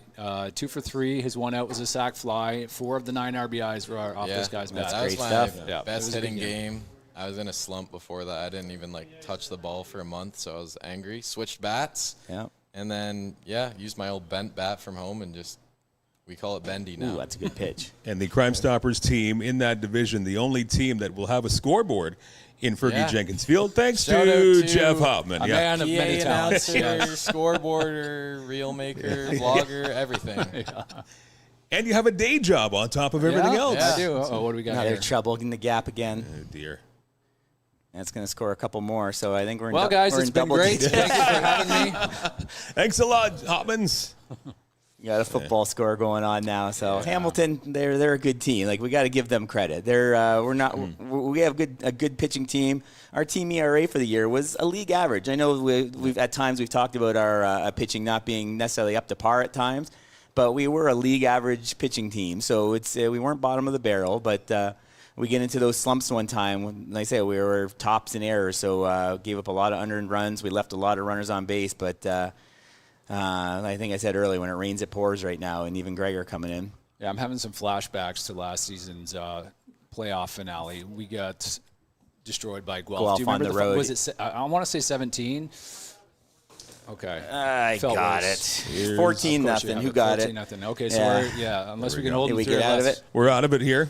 All right. So the big news is hopefully we wish the best for Andy Groening there. So we'll have to hear from them, and maybe we can get word from Dom if he has any contacts at the stadium to pass along, and hopefully all the best for him. But stick around for a little while longer. That was only half an inning. You guys got a little bit longer. You can stay with us. You're not getting out of this that easily. Maybe we'll throw a quick NEO commercial if you got one handy, Cole. And thanks to Cam again for helping us bring you this event.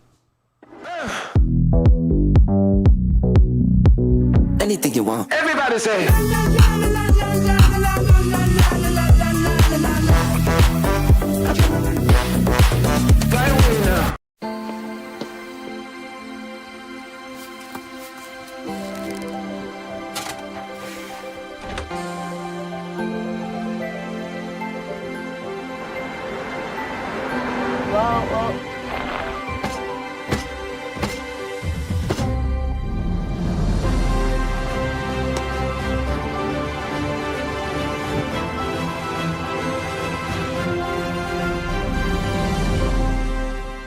It's us again. Who pays for those ads? Oh, never mind.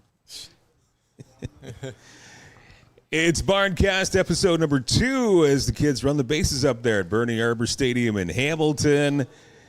And the Cardinals with a 2-1 lead coming into tonight's game, Game 4 in the Hammer. And it's all Cardinals so far with a big lead on the Barnstormers.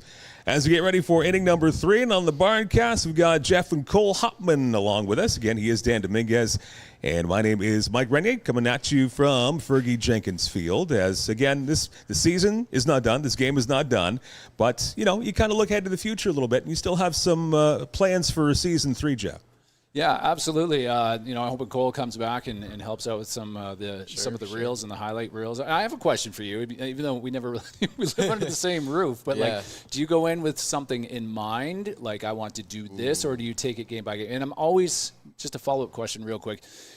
I'm always imagining how much you capture, because you must be standing there with your camera, you catch a lot of the big plays. So when I go into the game, sometimes I'll have a song in mind, and then sometimes I won't. But usually it's just a pretty standard highlight video. But I try to, include some, because we have themed nights every single night, obviously. So might not be able to tell, but just like a little Easter egg, fan appreciation night. I try to put a lot of fan sound effects in there. Not necessarily sound effects, but just pulled from our crowd, and then at the end a few shots of the fans. And then, but never, sometimes I do have an idea, and then sometimes, most of the time, actually, I just plunk it all in the editing software, and then that's where, the ideas start flowing in. But, also get a lot of shots, too. I'm always recording, because you obviously can't predict when a big hit's going to happen, so I record, and then I'll stop recording in between pitches, and then if it's just a strike or whatever, I'll just delete it right away so that I can save myself a little headache later. But just jumping in real quick, I got a little update from Dom. Nothing official, but we're looking at a collarbone injury for Andy Groening, unfortunately, which is tough. As we get a little ground ball, maybe we can get something going here. Marcus as they get Marcus, he doesn't have the speed. He's that throwing about has. 70. He's going about 75% right now. So, but unfortunately for Andy, it is a collarbone. You just hate to see it. What might be, unfortunately, the last game of the season, and he's got a bright future ahead of him, both with the Barnstormers and at North Arkansas. So, hopefully, he can get What's well the soon. recovery time on that? You're a baseball guy. That might be a question for the First Lady over there. Collarbone injury. How long would if you can? 4 to 6 weeks. So he's got till January. So he's got a little time to recover. So when does that season start for him? He was supposed to report in January. Okay. So the season for them's a spring. He's going to a JUCO, not a full. Some of the schools do fall ball, but I don't think we're in North Arkansas where he's going has a fall ball. So we were lucky to have him for the playoffs. Absolutely. He had a home run the other night there. So he was fired up too. Oh yeah, it was great to see, and that's the future's bright for this team. Even though if tonight's not going to go our way, we got a long way to go. Go, sorry, Mike.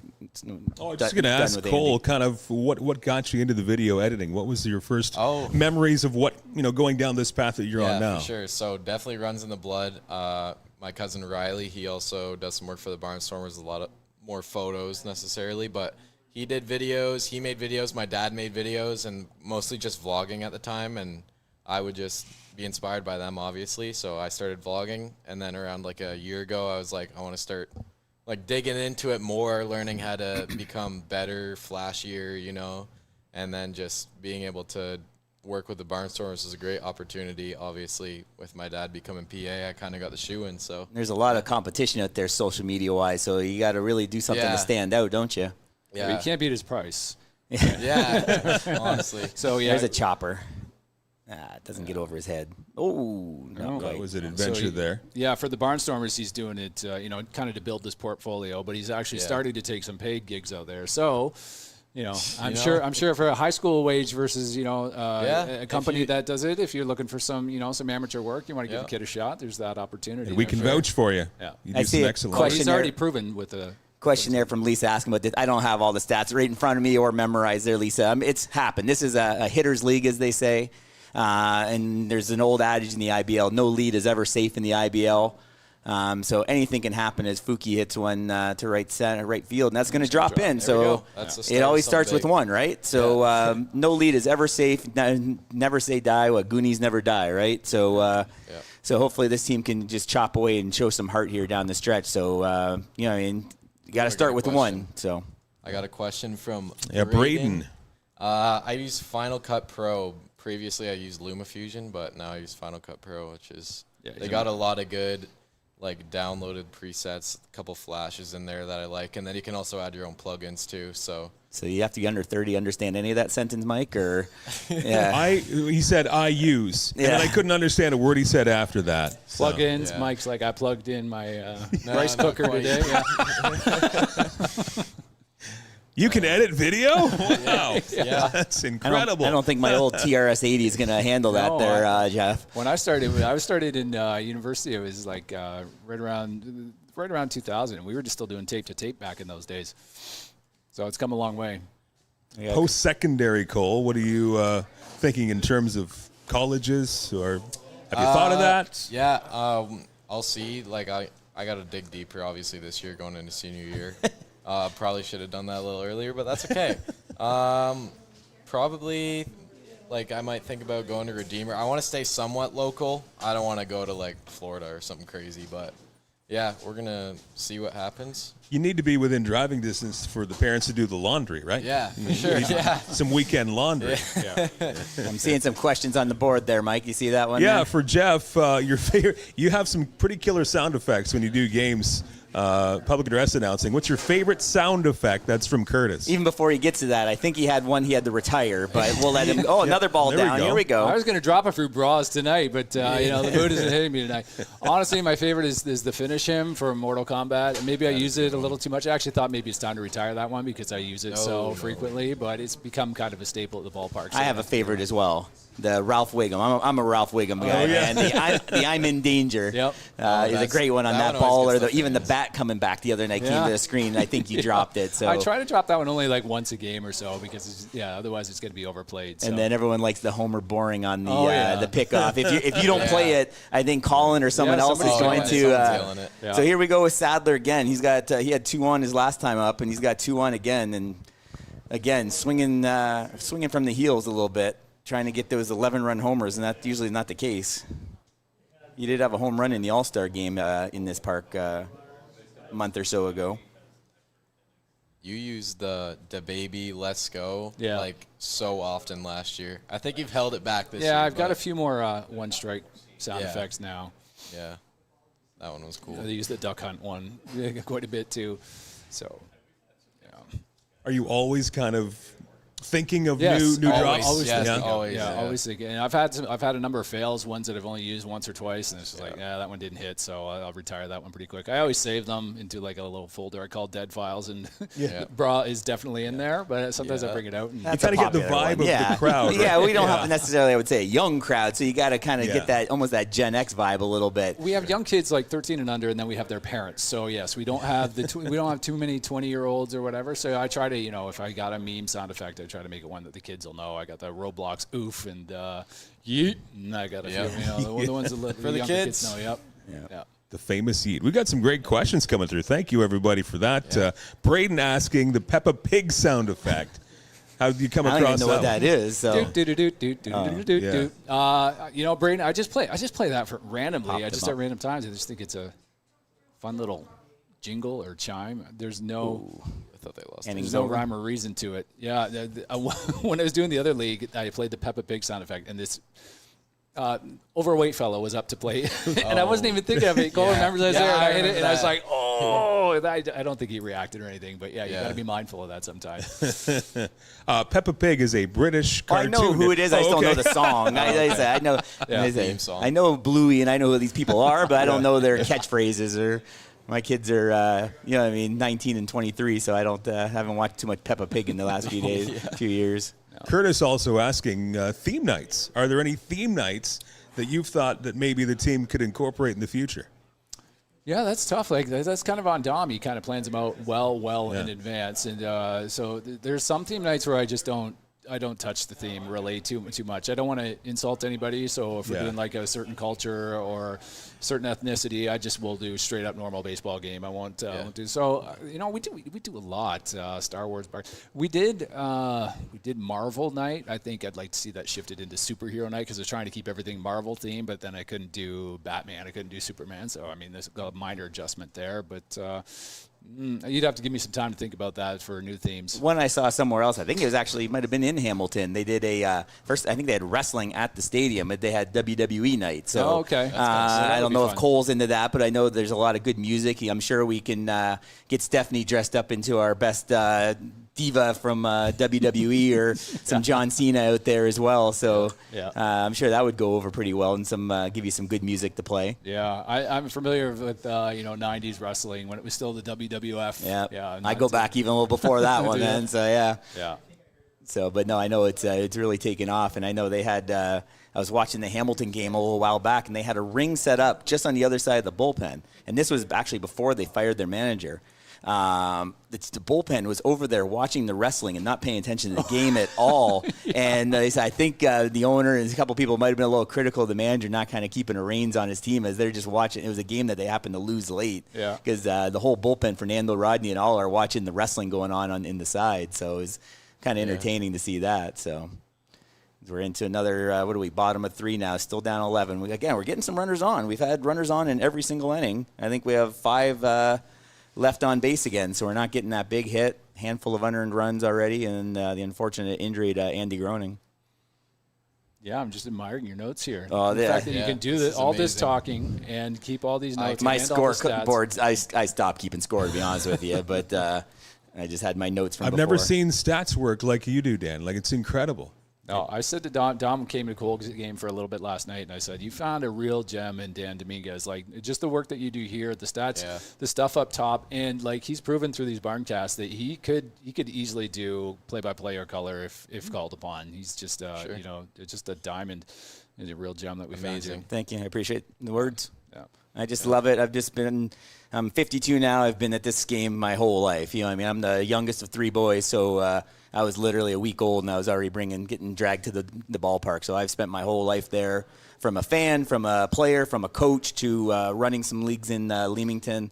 I've kind of done it all in the minor ball side. So this was kind of the next step. When I found out this was going on, I found a way to get a hold of Dom. Yeah, kind of like me, just like he wanted in. I knew I wanted to be involved somehow, and I didn't know how to get in, and just seemed like the good way. Didn't do as much I just did the scorekeeping last year. I didn't do all the extra stats, but when we started signing players in the offseason, I think you called me stalker level 5 or something like that. When I'm researching some of these players, I find some pretty another ball up the middle there.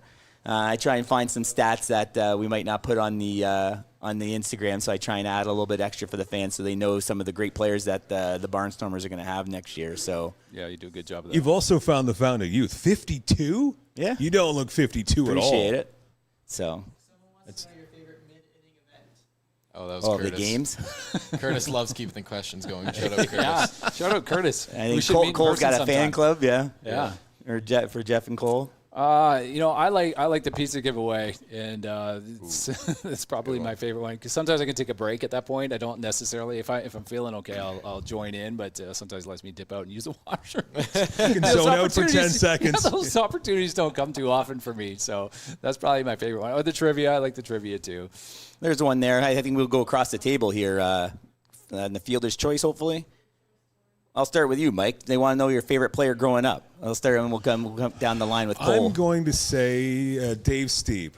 It's a good one. My first year of watching and following baseball was '86, right after the Jays won their first division title. So I didn't see that, but Dave Steeb, he was just captivating. There was a year in there where he got robbed of the Cy Young. I don't remember if that was it or not, but he was. Yeah, and so many close to no hitters, so many one hitters back in the day. Finally got one, but yeah. Yeah. So Dave Steeb, Jesse Barfield in the right field with that arm. Oh my goodness! Incredible. Yeah. So yeah, I've been a Jays fan for a long time. How about you, Cole? You're still growing up, but either now or even when you started playing a few years ago. It's Wenzel Perez, right?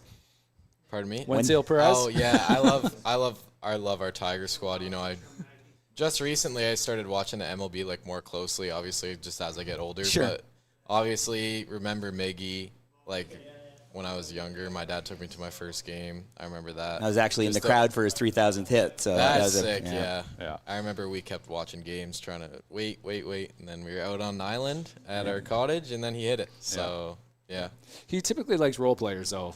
And that's There's fine. like a meme going around, like there's no bond more special than a child or a young boy and his mediocre favorite ball player.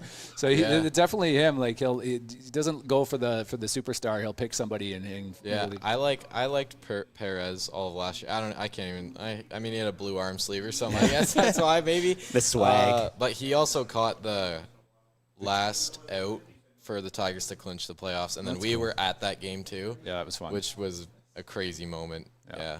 That was White Sox, right? Right around the White Sox, I think. Yeah. Because I think the White Sox the next day or that day set the loss record too. Yeah. So you saw history with that. I was there the next day actually. So how about you, Jeff? 90s when I really started watching baseball. So I That's a tough time to watch the Tigers. No. They were always like 2, 3, 4, 5 games back in the Jays, but.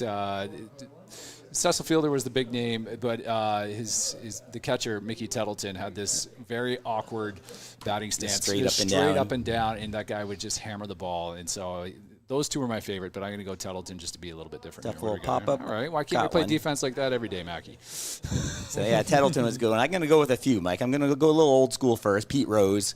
When I played some travel ball. I played on teams that traveled throughout 6, 7, 8 states. I used to be gone pretty much most of the summer, a couple summers. So that was my type of player. The Pete Rose. George Brett, another one. I found out early on that him and I share the same birthday. He's 20 years older than I am. Nice. So it's just when you're a 10-year-old kid and you realize one of the best players has your birthday. And then one obscure one, you're talking about the role players.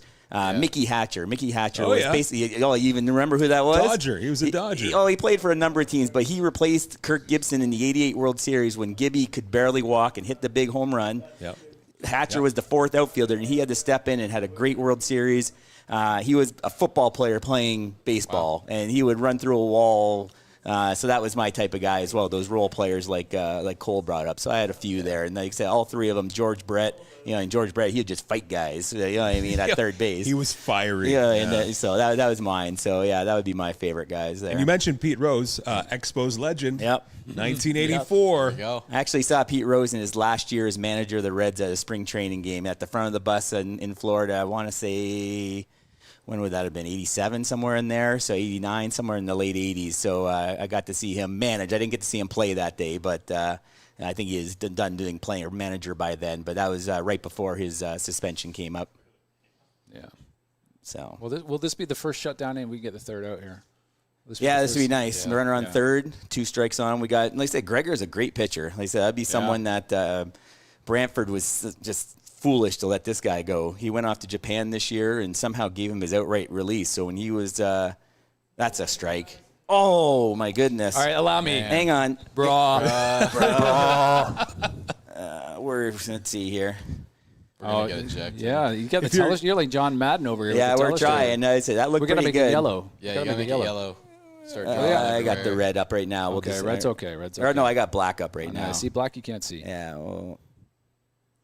Oh, now it's a single to the left. Now it's just I want the replay, but it's a nice box. You figure 11-0, maybe the umpire might give you the outside corner there. Like, geez. Yeah. Well, you tried. We're not catching any breaks here tonight, so. Yeah.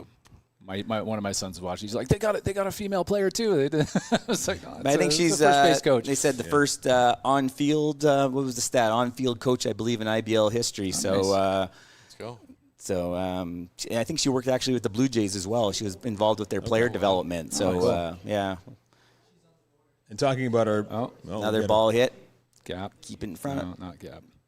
Well, it was a gap, but didn't split the gap. Got a shot at him here. No. Did you see that Ronald Acuna throw from down the right field there, the spin move? Yeah. That was nuts. It was like an over-the-shoulder catch, too, and he gunned it. Didn't he get injured again? I'm not sure. I don't know. Not on that play, he didn't look injured. He came back from injury, and I think it might have even been first pitch. He just smoked one. He tore his ACL, so he was out for Was that last year or the year before that he was out for? I think he's torn both ACLs at this point. Yeah. You know what I mean? He's done. This year he came back. Yeah, he's missed a couple seasons. Sorry, Cole, go ahead. Braden wants to know what your favorite stat what's your favorite stat or favorite record in the IBL of the Barnstormers? Okay. Talk amongst yourself while I think about that one, Mike, a little bit. So. Well, we were talking about our Jays and Tigers fandom. I love this year that we could actually have an ALCS of the Jays and Tigers. Yeah. It's been a long, long time since they were in the same division. It's going to be crazy. That rivalry has taken a hit because they moved divisions Yes. so many years ago now. Yeah, absolutely. But I'm kind of hoping our teams meet up in the ALCS. I'm hoping and I'm not hoping. This is just too much stress. Like playoff baseball is so stressful, those tight matchups. So I get nervous when they're playing, last year the Astros and the Indians. I can't imagine. Guardians. Sorry. Dating myself again. Yeah, that's an edit. Yeah. So a couple of the stats I like. First, evaluating players, I love OPS. I know the old adage is the batting average, and I'm going to go to that. Batting average is still important. Anytime a guy like Evan Morrison, anyone, bats .422, Evan Morrison only became the second player, I believe, in the last. It was only him and. Oh my goodness, the name's escaping me. But the star player, Sean O'Reilly, I think his name was, batted .400. It's only happened a couple times in the IBL in the last dozen years or so. So that's a spectacular stat. And then OPS, for those who don't know, it's on base plus slugging. It's a great way of evaluating players, their ability to get on base and their ability to get extra base hits. So you see some guys who are just singles hitters aren't necessarily, I'm not going to say not helping the team, but you want someone to not only get on base but also be able to put the ball in the gaps, extra bases. Evan Morrison, again, 1,000 OPS. If he doesn't win Rookie of the Year this year in the IBL, you know what I mean? I know there's a couple other guys, Tristan Clark on Barrie, Luther on Welland are also up for the award. But give me a guy that's 26 points ahead of the other guy in batting average and still hitting over 1,000 OPS. Okay, so I'm gonna confess here. I'm a batting average guy. OPS, I know what it stands for. I've Googled it a few times. I haven't done the ChatGPT yet. You kind of explained it, but if he has a OPS of 1,000, you said? Yep. Okay. What's better than 1,000?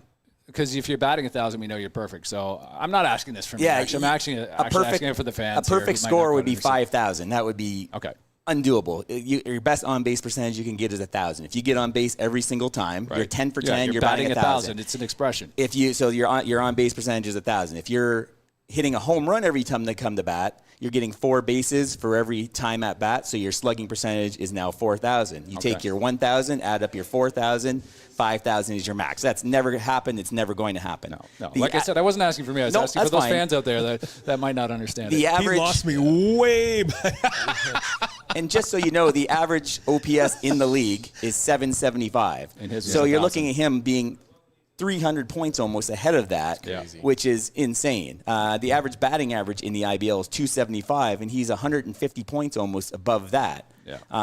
So his numbers were spectacular this year for another kid that's, again, 21, 22. Yeah, I walked in one. So Gregor having a little bit trouble as well today. So, but that's one, the OPS.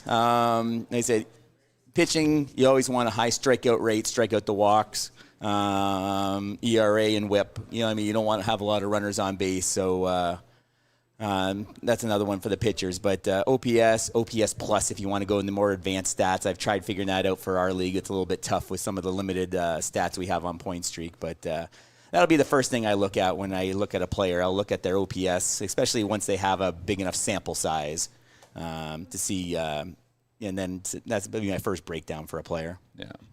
All right, Cole. Let's do a shameless plug here. Let's try and will a comeback here. Shameless plug. If the Barnstormers come back to win, they need 14 runs. If that happens, and force a Game 5 tomorrow on the radio, we'll give you a couple of tickets. Give you the chance of a couple of tickets to Game 5 tomorrow night, Fergie Jenkins Field, sometime in the afternoon on CFCO, Country929.com. Can I make that even more shameless? Yeah. I'll put it even a couple more tickets if they 4 tickets. Jeff, you're in for 2. I'm in for 2. You're in for 2. Yeah. So you could win a suite at Fergie Jenkins Field tomorrow night. I'll get you. Yeah. You can announce a batter. What else can we throw in there? Get a third mic. Yeah. Watch them come back now, 14-13. Well, that'd be great. I'm willing to put my money on it. I'll even let a fan come do the Bigger Than Bugs promo in between innings. You're getting the whole package. I'll throw in a congratulations from my own voice, just to be kind. A free reel. You'll send them a video package of their choice. Wow, that's right. Yeah. So, but yeah, no. And a limo trip to and from the game, courtesy of Peter Cobb and Ed Myers. They will take you in the limo. Yeah. What do we got here? Cover first. Left-hander, Right. nice. There we are. That was There the we go. left-handed throw. If he was right-handed there, he doesn't get that one. So that was a long one. They don't call you Stats Man Dan for nothing. I would have never caught that. Yeah, so. And Curtis likes your OPS explanation. Yes. He got that one. Amazing. All right. Good. So we're going to jump away for another quick, and we'll do Yeah, one more let's half do inning it. with the boys, and then Sure. jump away and see. Let's see some sponsors from, maybe some commercials from our sponsorship, Enyo Pest Advisors. Yep. Enyo Barncast. Pest Advisors, serving all of southwestern Ontario, where you live and where you work. Enyo, bigger than bugs.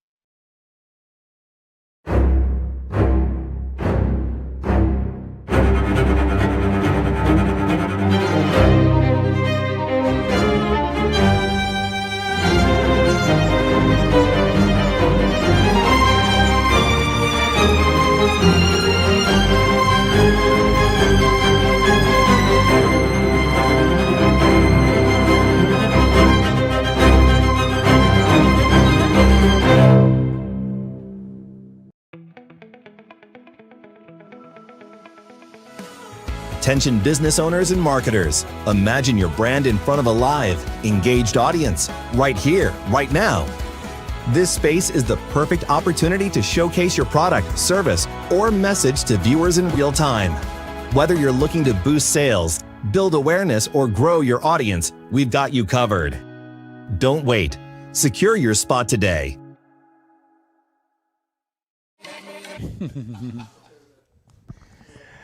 Back here, Fergie Jenkins Field. It is Barncast. It is Game 4 of the first round of the postseason here with the Barnstormers and the Hamilton Cardinals. He is Dan Dominguez. My name is Mike Renier, along with a couple of Hopmans, Jeff and Cole Hopman, our guest. And it's a blowout right now for the Hamilton Cardinals. And Dan, we want to really thank Enyo. They have been a big supporter of the team. It wouldn't be possible without them. They've been a real friend to the organization the first 2 years, and Cam, a couple times, has said how much it's helped his business. And thanks to that, and here's the first one here: the 10% off the spider spray. Sounds like he's already getting some calls for it. Mention the Barncast. Go to enyo.ltd for any information. He'll give you 10% off if you mention this Barncast.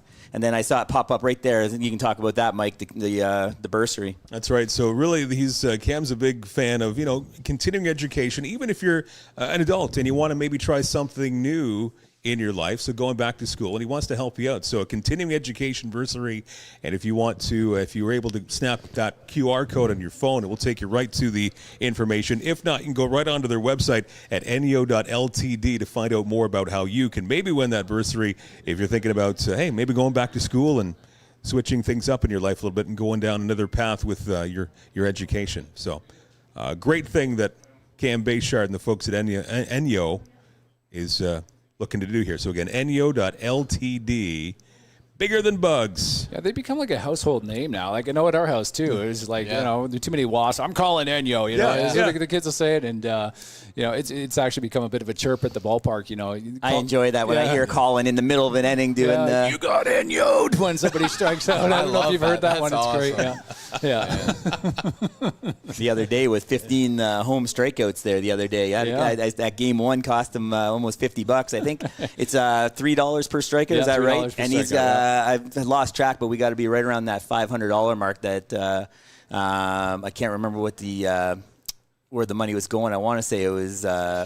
It is Special Olympics, so that's great. Thanks, Cole. Yeah. Again, great for the community, great for the Barnstormers having Cam and Enyo Pest Advisors part of the CK family, it's Chatham-Kent Barnstormers family.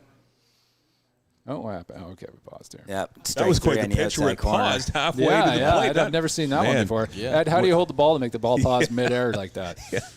Whenever you think you've seen everything from Owen Boone, he'll do that. So Ed just showed me you kind of do. No. So Plaz with his first at-bat with a strikeout. So he's been hot and cold. Yeah, he's become one of my favorites, honestly. Banger walk-up. Yeah, he's got a great walk-up song. Awesome. Yeah, I've met him a couple times at Mike's place. And if, any fans watching, I've noticed they exit the ballpark pretty quickly. But, you should head over to Mike's place, great sponsor of ours, and you legit meet the players. And they're just normal guys. They're just open for conversation. They're always super happy. nice. Yeah, they're always being down on the field. Yeah. We got Vass up now, another hard hit ball on the line, but just foul. So I'm going to touch on the Barnstormers win song. The Barnstormers win again. Sure, sorry, I forgot about that. Yeah, Great. I've been asked all season, can I get a copy? And I was just kind of like, I just want to kind of keep it close to the vest so people don't get sick of it, right? So I didn't release it to the public so they could just play it 400 times in their car and be done with it. So keep it special. But at the end of the year, and hopefully it's not tonight, but if it is tonight, I'll, tomorrow or the next day, I'll put it out there. People can download and listen to it all off season. I'm going to do something different next year. Yeah, but 2.0. Yeah, do a remix of it or, have a different version altogether. So that was, just an idea. It was, everybody's inspired by somebody else. So, it started with G-Mac Cash in Detroit with the Lions. He did the Lions win again. Then he eventually did, I think, all 4 teams. He did the Tigers win again, Pistons won again, blah, blah, blah. So then I just made an AI song. That's where it came from. I'm not on a mixing board. I'm not mixing beats, but, AI will do so much, but it took a lot of attempts to get it just right. So I'm going to take a little bit of credit because it didn't just, spit in a prompt and let it spit it out. I did work it to a point where I felt it was really good. And I think it was excellent. Yeah. My son came to a game really early on, and we won, and he just thought it was spectacular. Yeah. He enjoyed it. And you hear the crowd you see on social media. It's the Barnstormers win again. Yeah. You see him dancing in the crowds. Yeah, it doesn't matter the age demographic. I mean, it is technically a rap song, but you'll see 70-year-olds dancing to it, and all the way down to the young kids. So yeah, it was definitely a hit. Remember live streams where the players are all dapping each other up in the line and they're dancing to it. Yeah. It was a good one. So it'll be hard to top, but what'd you use in year one? Was there anything in particular? Just the old celebration, cool in the gang? No, it was. I think I used Mr. Brightside was what kind of settled on, which was like a nod to University of Michigan because that was their big song. So yeah, college football is amazing for hyping up crowds, and that's where I get a lot of my that's where the Thunderstruck comes from. And Cole and Jeff Hopman on the BARNCAST. It's a big lead for the Hamilton Cardinals. Boys, thanks so much for hanging out with us. Yeah, thanks for having us. Yeah. Like I said, with my family, we were watching the other night at the cottage, and it's just like hanging out with friends watching ball games. It takes some of the stress and the pain away. Yep, awesome. And I think the plans are already in the works for next year as well. We've talked to Dom, and it's something that sounds like there's been over 1,500 views already, a few hundred of you watching live. We're definitely going to do it again. You'll see 600? What's 1,600 views, which is great for the live views. We'll get the views after as well. This is great for you, the fans. Thanks to NUO Pest Advisors. Thanks to you guys for joining us here today. Yeah, thanks for having us. It's Cole, great. Thanks for having us. Right, Jeff? All right. Very good. Cole and Jeff Hopman. We'll be back in just a moment. My hands are freezing. It's cold in here. Cole, we should hang out. It seems that every second or third year rears his ugly head, and it's potentially doing it again this year. Did it happen in 2023? I can't remember. Yes, it did. Okay. Was that I'm blanking. Welland was one. Yeah. Are you going to make me guess now? I'm trying to remember who it was now. Okay. So I know it happened the year before because Guelph finished second and got knocked out by Hamilton. Then that was, you see, 3 years ago it was the Hamilton Cardinals. Yes, it was. And that god-awful fifth inning, or that game 5. Guelph taking the lead, and then, Hamilton stormed back. Did you say Game 5 lasted 5 innings, or was it just the 5th inning of Game 5? It was Game 5 went extra innings. I think it was in the 11th inning when Hamilton won it. Wow. Yeah. At Hastings Stadium. Talk about peak drama. And Guelph had gone up in the 8th. We're back, everybody. I think you can switch mics. Give that back to the cheap seats there, Mike. There we go. Thank you again to NUO Pest Advisors, our sponsor for tonight's events. Without them, it wouldn't be possible to have all of us here in the locker room having fun. Our next guest, stranger to nobody if they've been to Fergie Jenkins Field before. We've called her the unofficial First Lady of the Barnstormers. Stephanie Mira, welcome. Thank you very much, and it's a very kind title, but I kind of see myself as a utility player for the organization, the person who kind of fills in the gaps. Does it all, right? And tries to fill that space to the best of my ability, so thank you. Yep, no, it's great seeing you here. We talked earlier about some of the events we've had. I've seen you in the Princess Leia, the Wonder Woman, among others, the disco night, so definitely not willing to do anything for the ball club. Yes, absolutely. And you go all in with the theme night. So we have the Barnstormers. Year 2, what's your favorite theme night that you've really given it your all and you really enjoy above everything else? I kind of really like disco night. Okay. Right? Yep. That to me is the fun night where we can. Now, unfortunately, this year that ended up being a double header. Okay, So and it was 45 It was degrees. 45-degree weather, and we ended up doing back-to-back costumes. So we did Wonder Woman. I think we started with Disco Debbie, and then we ended up with Wonder Woman for the second half. But it was 45 degrees. It was so hot. It that was day, yeah. so hot, and I felt, I admire our fans, not only for, the passion that they show towards the team, but my goodness, their capacity to just sit through the heat this year has been tremendous. So And anytime you can see Dom in a 70s afro is a good day, right? Absolutely. Yeah. He'd wear that thing every day if he could. So I saw Lefty in the pen. I didn't see if it was cat or Pettipiece. I couldn't quite see on the broadcast. So Gregor, I think it's Pettipiece. Yeah, so Pettipiece getting ready. Gregor probably seeing his last few outs here. Hopefully can get a double play here. So it'd be great. I've been asking some of the people, like we saw you hyping up the crowd Saturday night, and I've never been to a much more electric game than that one for 4 hours. I've been asking you, where were you when that ball got past the third baseman? Where were you, and what was your reaction? I was sitting behind my hands watching watching the game. Jeff was underneath his hood, he said. Jeff had his hood pulled down. Sitting like this watching the game, and it was incredible. I was so excited to see that happen for the team. Oh, that's too bad. Yeah, just not getting the corners right now. It's kind of tough when you've been all over the strike zone for both pitchers, and when it's not going your way, it's not going your way, it looks like. Right. So, but yeah, no, just an electric moment. I told Jeff, gave him the compliment, how that crowd trying to stay up there was so many highs and lows, and when those 2 runs came in the top of the 11th, it was a depressing moment there for a little bit. But then we got that leadoff hitter on, and then Jeff kept the crowd going again. You guys were dancing in the aisles, getting the crowd going, and I got to think that helped the team just kind of stay motivated to have that great comeback. I think what we're seeing here too is, partly an energy issue, right? So the energy has shifted. Yeah, we got the Parkers there, I'm sure, but and I don't know if Colin made the trip there. No, they're not there today, so it's just a tough break having the midweek game there. So come on, you can do this, kiddo. Let's go. The foul ball. So yeah, Gaku having a little bit of a trouble here today. So not full count against Tyler Duncan, the MVP from 2023. So he's a good player. He's a tough hitter. He's a contact hitter for sure. But he's staying in there. Yep. So did you play some ball growing up? What's your baseball experience? I did. So back in the early 80s, the only sort of organized sports for girls at the time was baseball. Okay. Now, I was already a fan of the game. I was a huge Expos fan, and I started when I was 9 as a catcher in a house league team, and fell in love with the game. That's great. Absolutely fell in love with the game. In this area, or whereabouts? No, I was in London. Okay. Born and raised in London.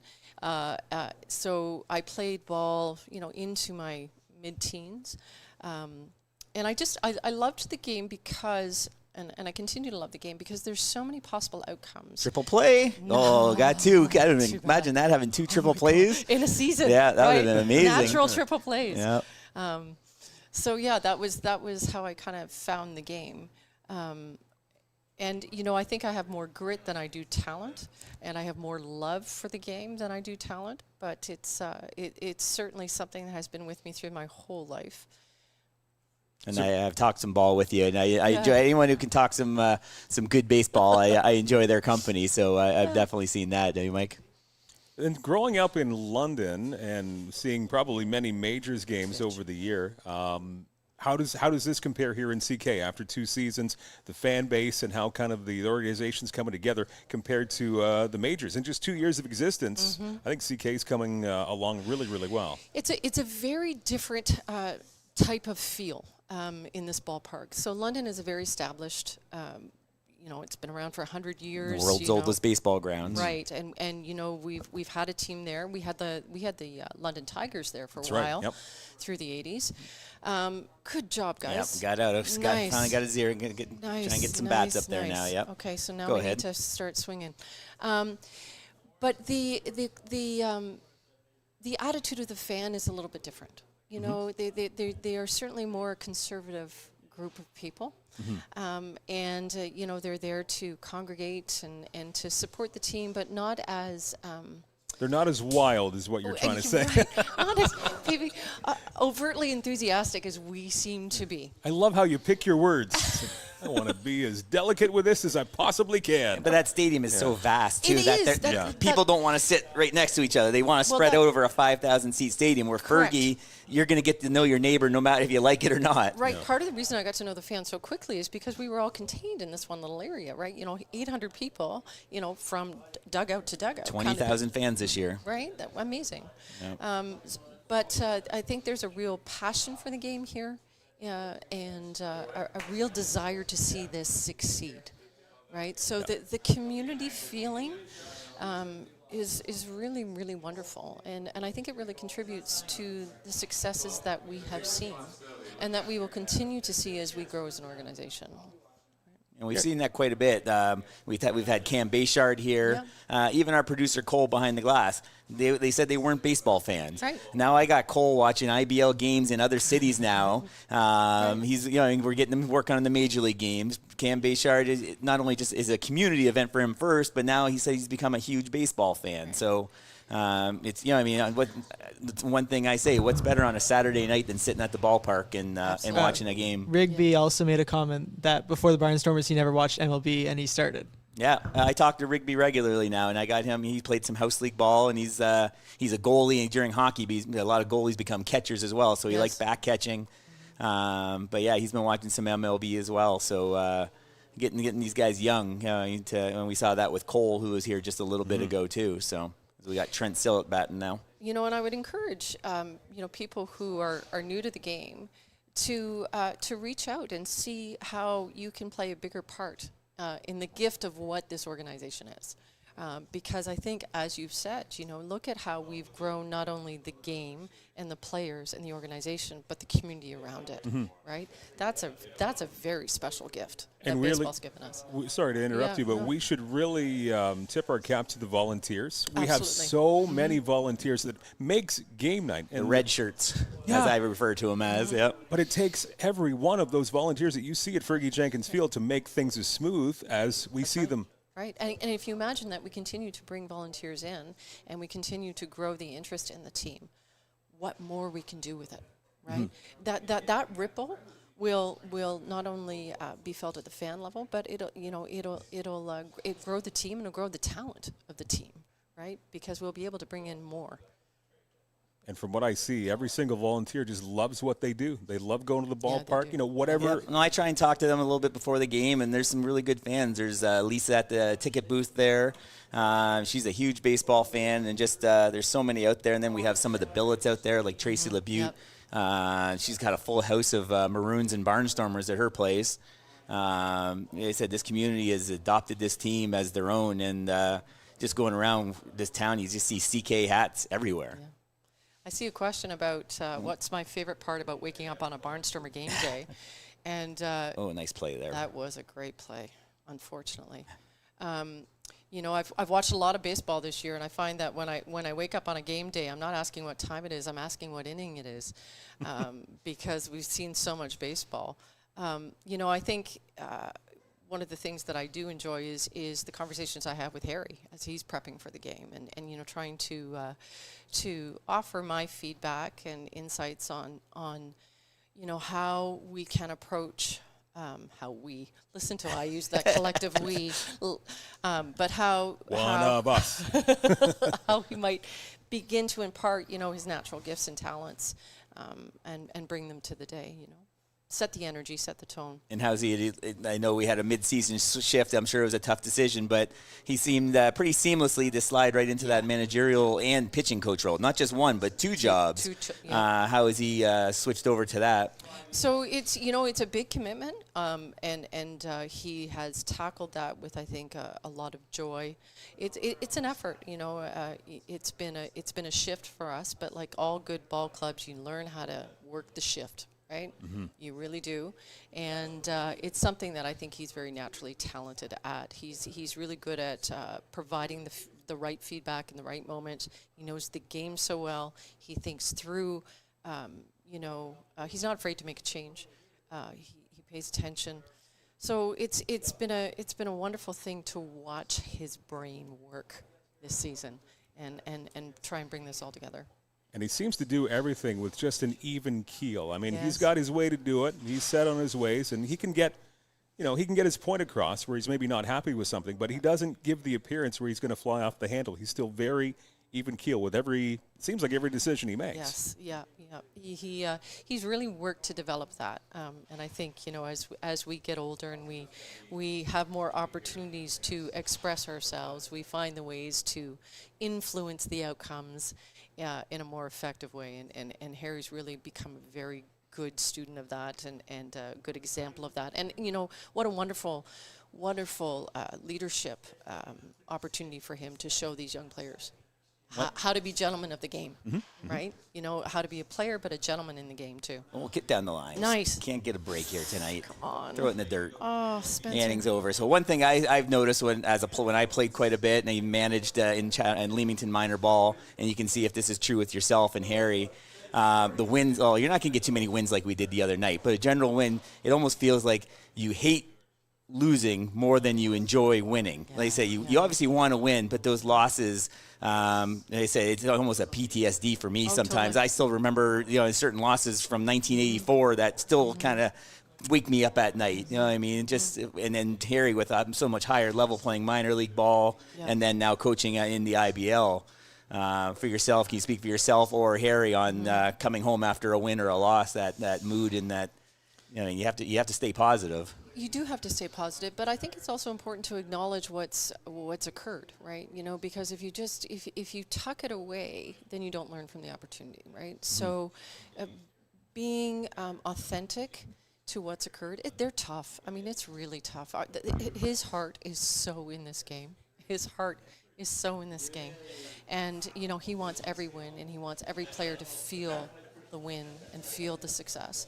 And so, there's Nolan. No, as I say, we got some family piping in there up in the wonderful. Yukon. Yeah. So we're hitting everywhere. So yeah, that's great. Thanks, Nolan. And then, you see Braden, how, sometimes you got to defend that player. Absolutely. That's you can't lose a player, but sometimes the manager has to take the hit for you from an umpire or another team. So it's a tough balance for a coach to do that. We have more of our Mike Stahl stepping into the clubhouse as well. So, but just trying to keep the highs, the highs from getting too high and the lows from getting too low as a player and a manager. Yeah. And a general manager. He's done a really good job, and I have tremendous admiration for what he brings to the game. I really do. Now I love watching this kid come in.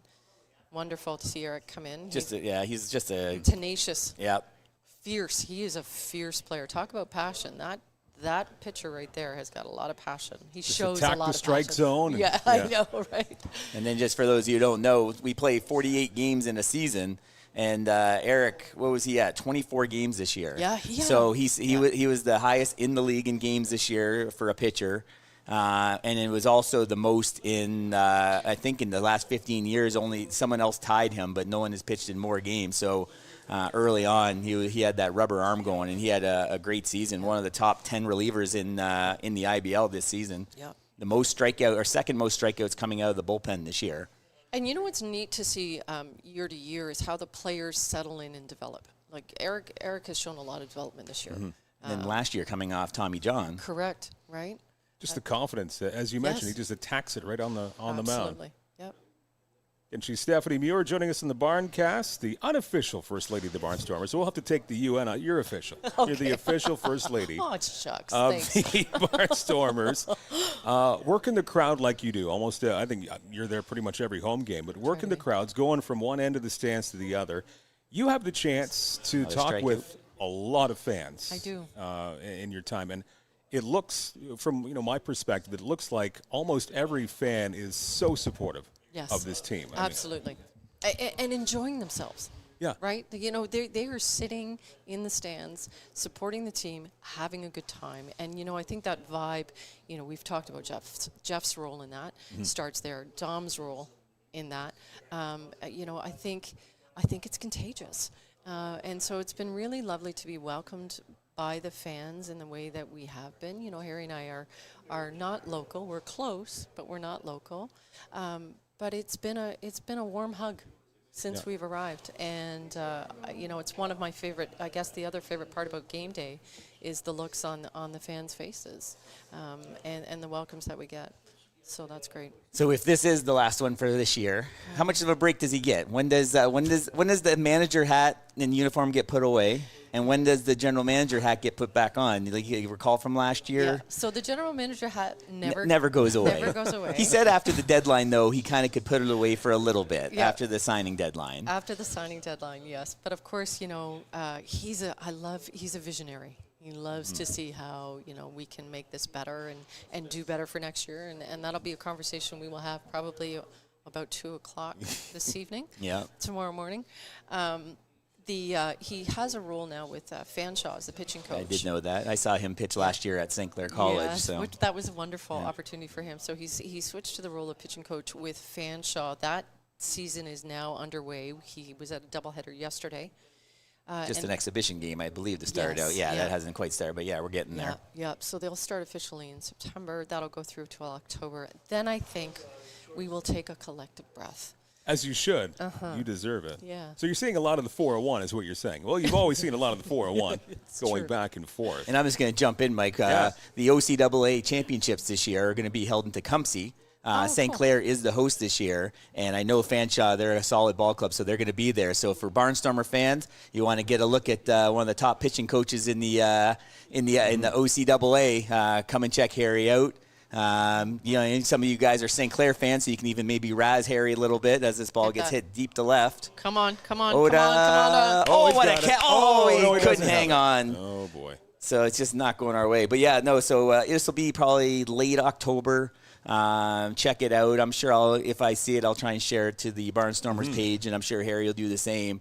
You can come either cheer on Harry or even root against him if you're a St. Clair College fan against Fanshawe College for the OCAA Ontario Championships this fall. How is Brock's recovery? I don't have the answer to that, so I haven't heard actually the official diagnosis. I don't want to get into it because I don't know. So I know he finished up at St. Clair anyway. He's done at St. Clair anyway. Yeah. So his team, he won. He was part of 4 straight Ontario champions there. Come on, there you go.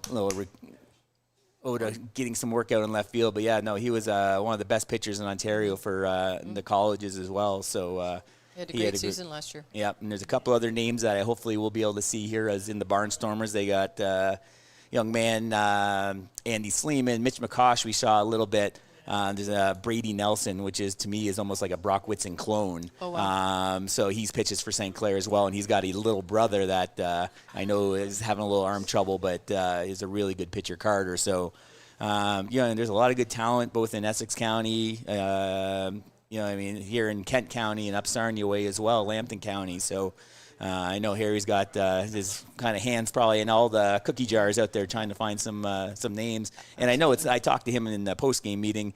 It's not just him. I know he's got, some great staff. Donnie Menard seems to know everybody. Yes, he does. Who are some of the other people that we get involved finding some of these players? Where is he finding all these guys? A lot of time is spent, in his office, sort of recruiting through the computer and through the, the databases that are there. But a lot of conversations too with other teams and other owners.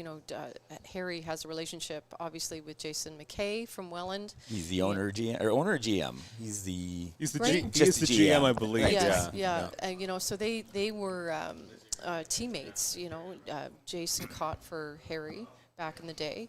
So those two have an opportunity to have conversations about up-and-coming players and what it looks like, and certainly, connections to the Frontier League and looking into, the East Coast he did a couple of recruiting trips down that way. And I think the opportunity for him to be with Fanshawe allows him to see a lot of talent within the province. We are limited by the number of international players we can bring in. So if we can find, which is why Chatham-Kent and Essex and this whole area has been such a to get all those local players, Spencer Marcus, Brock Whitson, Marin. Absolutely. There's even the young Andy Groningen and up in Carlton, Owen Constantino as well. So, but hopefully it sounds like we might even be going up to 8 imports next year. So that's probably going to make his job even that much more difficult, having to go with our team literally worldwide with the hand we have obviously in Japan. Yeah. What's the off season like as, the GM had? How many days is the off season before you look ahead to next year? It's a good thing you both love baseball, right? Yeah. I know. So we try and set boundaries around baseball, Yeah. but the reality is that we'll have an idea. One of the ideas that we were tossing around is we should learn Japanese. We learn to speak Japanese with the Barnstormers kind of thing, and have like little segments of, So we're always spitballing ideas, and when you love the game so much, it's hard to let it go. Yeah. It's hard to put the ball on the shelf, and of course his office is like. It's a museum to baseball, so it's hard to walk away from it. You try to forget it for 2 days, and you're like, baseball, I miss you. I know. That's right. You mentioned you were an Expo fan growing up. Yes. Favorite Expo of all time? And well, it was Gary Carter, right? kid? Yeah, Right, I that's had right. to be, right? Now I must say it's Billy. Sure. If I don't say that, I feel He's like around the corner. He's yeah. waiting for you. He's going to cry if you didn't say him. But I was a huge Expos fan until unfortunately the team. 94 or yeah. not, well, I guess 2004. Pardon me. Yeah. 94 was just that PTSD kicking in there, where they had that team that 94 started it. Yeah, that was going to be the All Canadian World Series that year. I know, that was so heartbreaking. I couldn't believe it. Did you have any animosity to the Blue Jays being an Expos fan, or were you like, okay, I like them both? No, so early on, I was a one team. Sure. I was a one-team fan, and it was the Expos. And I was like, no, I refused to listen to anything to do with the Blue Jays. And then I didn't have them anymore. So, 1290 in London. CJ, yeah. Yes. The former. The former 1290 CJBK. And I had, my little 80s transistor radio. And I could get the games on my transistor radio. So I started to become a Blue Jays fan. Your 80s radio, what were you, one listening to that? Yeah. Not quite, but you and I are very close, my friend. We're getting brownie points from Dan Dominguez. Come on, Fuki. That's over the shortstop's head. There you go. Okay, there we go. Get one more half inning here with Stephanie as the Barnstormers take another wrap here in the top of the sixth. See if we can get one across the board with her in the hot seat. Let's just get one. So you moved over to being a Jays fan. I did. Yes, maybe begrudgingly at the start. Saying, Yes. all right, fine. Favorite Jay of all time. At least since you became a Harry fan. Muir. Well, that's true. Yeah, that's true. He was also planning on you saying that. Yeah. Well, you know what? I was again being a fan of the catcher. I was a big Pat Borders fan. That's a tough question because you can go back through the years, and each one of them seemed to have contribution to the team. Tough question. I'm going to have to go with Harry Muir. Stick with my original answer. Look at the Expo comment there, the Rusty Staub. Good job, Thomas. Yeah. Do you know his first name? Le Grand Orange. His real first name, not Rusty. Nope. I'm going to go with Harry. Nope. No, okay, I don't know. The name of your son and me? Daniel. Yeah. Really? Yeah. Really? Daniel Staub. Yep. Just a wealth of information over there, Dan. Well done. Most of it's useless, but tonight, that's useful. Yeah. It's very useful. Come on, Oda. He's had a really good second half. He had a little trouble getting on the field at the beginning of the season because we have such a great catcher in one of probably the greatest catchers in IBL history defensively. Yep. So it was nice to see him starting to get into some other positions, DH and third base. Now we've seen some outfield tonight. He had a strong season as well. Fouled off into the catcher's glove. Yep, and he's out there. Watching Oda and Fukuda kind of battle it out behind the plate all season. And that was fun to see them kind of shine offensively and defensively, both looking very comfortable behind the plate. And it was insane. You'd think someone on one of these organizations would just hit a few buttons and look at the caught stealing rate. Mitsuki Fukuda, 37.7% caught stealing. Yushin Oda, 28.6%. The Chatham Barnstormers as a team, 33.7%. They caught 29 base runners this year. The next best team only caught 21, and that was Toronto, and everyone was running against Toronto. Toronto gave up 95 stolen bases. So the league average for the IBL was right in there around that 18 to 20 mark, and here we are almost double that. So and teams just kept running, and Mickey and Oda just kept gunning each one of them. And what a bailout that is to a pitcher having a catcher like that. Absolutely. That certainly contributed to some of our wins for sure. Is keeping the other team holding them back with that fantastic throw that he has. He's so quick. Yeah, and that's what Ed Myers, if he wants to take over the microphone on the far side, the quick feet of both catchers, but specifically Mitsuki Fukuda. I think you're on there, Ed. Okay, yeah, big advantage of the quick feet. I told the story a few times where Major League Scouts watch infielders with quick feet and turn them into catchers. Oh, really? Brandon Inge is the one that I think of who was a Tiger. Because everybody comes up as a shortstop. He can only have one shortstop, so you got to move him elsewhere. But, his advantage is when, at the time he catches the ball, his feet are already positioned, and he's got one of his 3 close hop steps already has gone by, and that's why most of his putouts were not close. Oh, no. We were throwing guys out by 5 feet. Sadler's waiting for the guy to get there to him. It was just there, and his whole body's moving forward, and he comes up through the ball. And just the throw, too, that nice little tailing action that starts over the left side of the rubber and then just kind of tails off to the right side. Brings it back toward the runner, and he did that, was it 20, 28? 20 officially. They said my numbers have him probably closer to 24, but point streak got a little squirrely at times this year. Yeah. But the Barnstormers as a team threw out 29 base runners this season. Right. And not to mention they picked a few guys off first base too. And just assists from behind home plate on choppers and bunts in front of the plate. Feet are so important to baseball, and a lot of people don't pay attention to quick feet. And I know your favorite play with Mitsuki Fukuda. How many times have we seen a Spencer Marcus or a Spencer Marin throwing a ball from the outfield? He'll be just standing with his hands in his pocket, and at the last second just grab it and tag him. And then the base runner just in shock that he's out because this ball just comes out of nowhere from Spencer Marcus, who's led the league both seasons of the IBL in outfield assists. The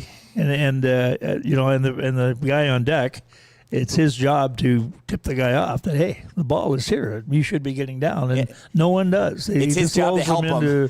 It's his job to help the runner, but not his job to get in the way of our closer, Garrett Day. And, I saw that too. Him. That was recent. So, that was a little controversial of the Hamilton running out of the dugout and getting in Garrett's way. Well, he was running cross country. There were about 4 or 5 guys standing behind the plate, and Garrett's trying to get up the line because the throw was coming up the line. He couldn't get to the ball. The funniest thing I thought of that, Garrett knocked him down, but he was in the right to knock him down. Harry told me he would have came in elbows high, but Garrett was the guy apologizing to Carlos Dominguez for knocking him down, and Harry said I would have come in with the elbows and just elbowed him again, but Garrett being Garrett, just apologizing when they had 15 guys. Oh, there goes another bat for Plaz. Oh, my God, that's 5 this year. At least, yeah.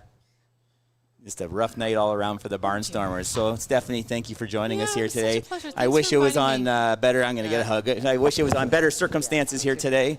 But I wasn't going to assume a hug, but I'll take one for sure. But nonetheless, this has been a great season for the Barnstormers. Win number 2, coming off the greatest win in Barnstormers history. Yeah. Thanks again to Stephanie. Thanks again to Enyo Pest Advisors for making this possible, being a big part of the Chatham-Kent family. Thanks again, guys. Thank you. Thank you, fans. Thank you, fans. All right, we're going to step away real quick. We're going to bring in the next arm in the bullpen. I think we got Peter Cobb warming up. We're going to take a quick break, and we'll be back with you for the next half inning. Let me into my zone. Please don't let me into my zone. Let me into my zone. Let me into my zone. Let me into my zone. Please don't let me in. Can't answer my phone now. Just leave it there, that tone. Ballin' can't dig me up, cause I'm back in my zone now. Cause I'm back in my zone now.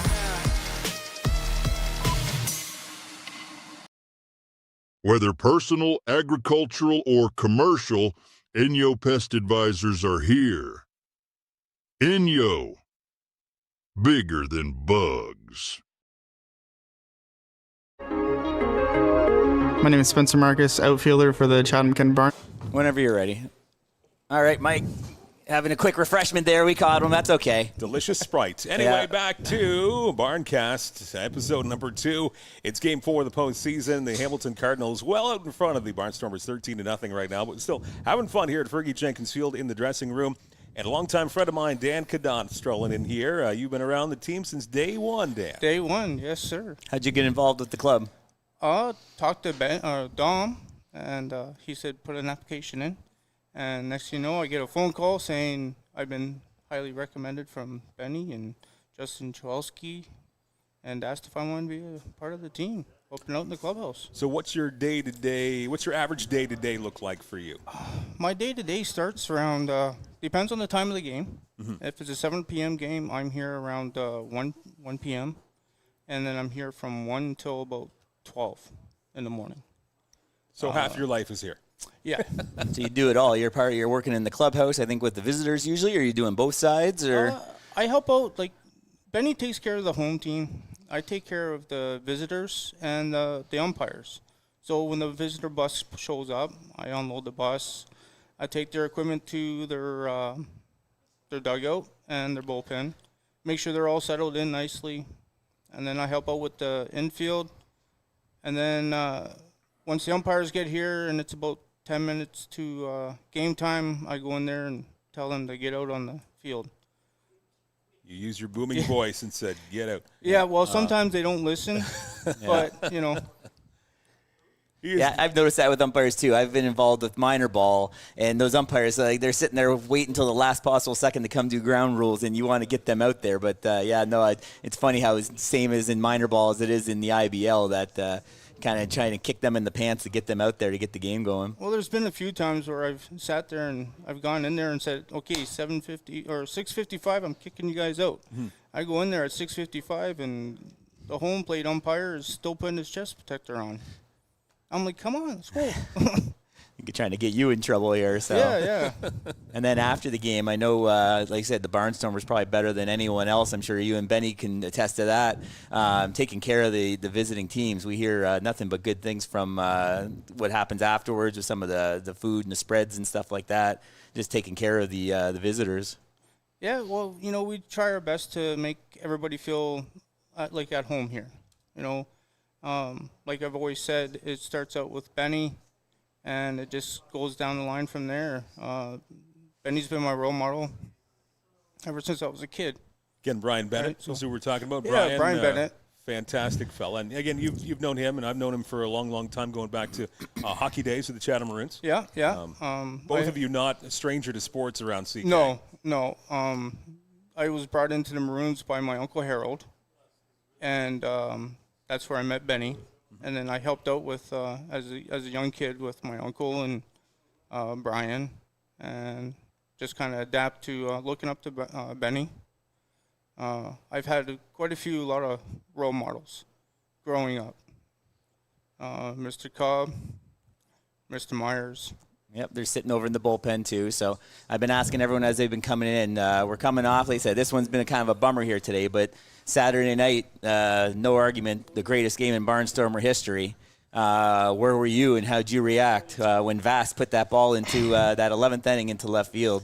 I was pacing behind the home dugout, pacing back and forth, because part of my job is to escort the umpires back to their dressing room. And so I was there waiting for them, and I just kept pacing back and forth because it just kept going, and I was getting nervous. And when that ball went through? That ball went through, I was happy. I didn't want to walk. I wanted just to send the umpires to their dressing room and stay back and celebrate with the boys. And Dominguez strikes out, and somehow 13-0. He still has a word for the umpire there. Someone was asking about any wardrobe malfunctions you've had to deal with as a clubhouse attendant for someone forgetting a jersey, missing a hat, tearing some equipment, anything like that come to mind? Yeah, I've had a few where I've had to. The elastic's broken in their legs, in their pants. So I've had to get a hold of Benny real quick and say, hey, we need pants for so and so. Buttons on jerseys popped off. I had to get that figured out. Get a hold of Benny. Benny's the go-to guy. I'm just the guy behind the scenes. I'm sure he says the same thing about you. I'm sure. You deal with, as you mentioned, the away team quite a lot. We just had a question there. Do you have a standout favorite away player that you've had the chance to interact with the last couple of years, or a moment? No, they're all pretty good to work with. They like to joke with me when they come off, and when they come off the bus. A lot of them, they'll start speaking Spanish to me. I don't understand what they're saying. But we just roll with it. Another strikeout from Pettipiece. He's doing well. Nice. How about Rodney? Any interactions with Fernando? Oh, he seems Fernando. Like he seems like an entertaining guy. He is. He's hilarious. We chat all the time when he's off the bus. Mm-hmm. I would ask him if he wants to ride on the golf cart, and he says, "I ain't that old yet. I can walk." You being a big Tiger fan, that must be kind of a thrill being a former Tiger. Yes. It's a thrill to talk to Fernando. He's a real little guy. 19th all time in the history of the MLB in saves. But you talk to him and you wouldn't know that he's you wouldn't know that. They're telling me to show you my socks. Okay, right. You might have to stand up because the camera's up here, so you're gonna have to put your foot on the full screen. Oh, hang on. There you go. There it is. Hang on. Let's wait. Yep. Let's go big screen, Cole. There it is. His Tigers socks. There you go. You got a big English D on the top. Yeah. I also have Michigan socks to go with them too. So. Didn't think you'd do that tonight, did you? No. In a 13-0 game, it's show us your socks. So yeah, it's he's, I'm a huge Tiger fan. Anyone that knows me knows that. Yeah, not everybody's perfect. That's okay, man. Yeah, I understand. I'm stuck between two roses, right? Yeah. Well, I was saying earlier, I think I was saying that to Jeff Hobbin, that it's cool that it looks like maybe we'll have a chance of a Jays-Tigers ALCS. If everything goes right, I mean, it's still way early for that, but that would be cool to have those two teams match up. Well, I'm the only Tiger fan in my household. Right. Everybody else is Jays fans. So they've been. You have a smart family. They've been rubbing it in. Elijah's rubbing it in a lot. Well, there's nothing really. Both teams are going very well. Yes, they're on a hot streak. My Tigers are just a little bit behind, but I'm sure they'll catch up. See Pettipiece blow another one past. I got 2 on, 2 outs, 2-1 count now. So Eric Pettipiece having a great season this year. We talked earlier. He was league leading games pitched, and also the second in the league in reliever strikeouts. So Eric's on fire fire. Right field. Unfortunately, that's going to score another run. Spencer, they might have to get Spencer out of here so he doesn't get too much damage in that knee any more than he already has. But talk about Eric a little bit from your interactions with him. Eric's on fire. He's focused from the time he gets here to the time he leaves the ball diamond. He's zoomed in on that strike zone every time. Yeah, he's had a great season here. Obviously, tonight's not the Barnstormers' night here, Mike. It's just whatever can go wrong has go wrong. It's one of those things, and again, just a capper on what will be when we look back at it. A very successful second season in Barnstormers history. Again, could be very proud of where we are. I think we got Cole with a comment from I saw him reach for the microphone there. So down a couple touchdowns here as we get ready for the Lions season coming up in a week or two. But 2 seasons in, Dan, very proud to be a part of this organization and how well they have done. Well, like I've said numerous times throughout the season, I don't feel like I'm a part of a team. I feel like I'm a part of a family. Mm-hmm. Yeah, I've said that often too. When Cam Bechard was here, I welcomed him to without this him, we wouldn't have this broadcast here. NUO Pest Advisors, and he's talked about how the Chatham-Kent family has helped his business. So it's been great. Guys like you can contact Mike Stahl, and everyone wants to be a part of this team. I was like that. Jeff Hopman had the same story. I don't know. We haven't talked how Mike got involved with this club. What was your route in? When it was talked about, we get an IBL team, and along with Chris McLeod, who we work at the same company just down the hall from each other, and we thought, well, it'd be really cool to be a part of the broadcast team, and just to see, not expecting anything, but he knew Dom before I did, and introduced us, and I think we met at Red Barn Brewing out in Blenheim one day, and just got talking, and I think our last interaction didn't really talk about the broadcast very much, and then just one day in the winter, he calls me up and asked if I wanted to be a part of the broadcast team with Chris and with Ed, and didn't think about that twice. I said absolutely, so let's go, and that was it. So met Dom a couple of times and fit in nicely. So I think everybody's where they should be. We've got an amazing crew here, whether it's broadcast, whether it's Dan with the stats, you guys down in the field, coaching staff. It's just second to none. Top stuff here with the Barnstormers. So that's how I got involved with it. And Pettipies with deuces wild here. We got 2-2, 2 outs, 2 on. We'll see if we can get out of this. He's had a few strikeouts this game here, so let's see if we can put this guy away here. Let's turn up Neil one time. We haven't heard Neil for an hour or so. We've been chatting enough here. Here's Neil with Cable 14 in Hamilton. Misses outside, runs the count to full here on Hernandez.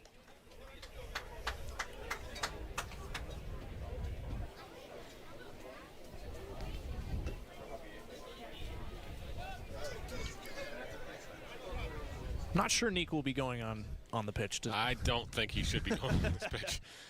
If he doesn't want to get thrown at next day. No. Or you don't want to get somebody winding up with one of their buttocks or something here. So Neil doing a good job in a game that's kind of gotten away from us. But at the same time, you kind of have to keep doing the motions because you got to keep the habits going. 1 sec, Neil. Headset transfer. Uh-oh. I feel the next pitch is going to be a strike. Mr. Friedman. This one's fun. Looks like they're bringing in some extra voices on the broadcast as well. So too. Give him a strike 3. He just missed on the inside part of the plate. Had a piece. Thought your prediction was going to be right on there, Dan. Well, and that I think that was a strike. I think the umpire missed it. Just missed it on the corner. Inside. Yeah, so, just missed the corner. So we hear Neil there, Mike. I just want to bring it up.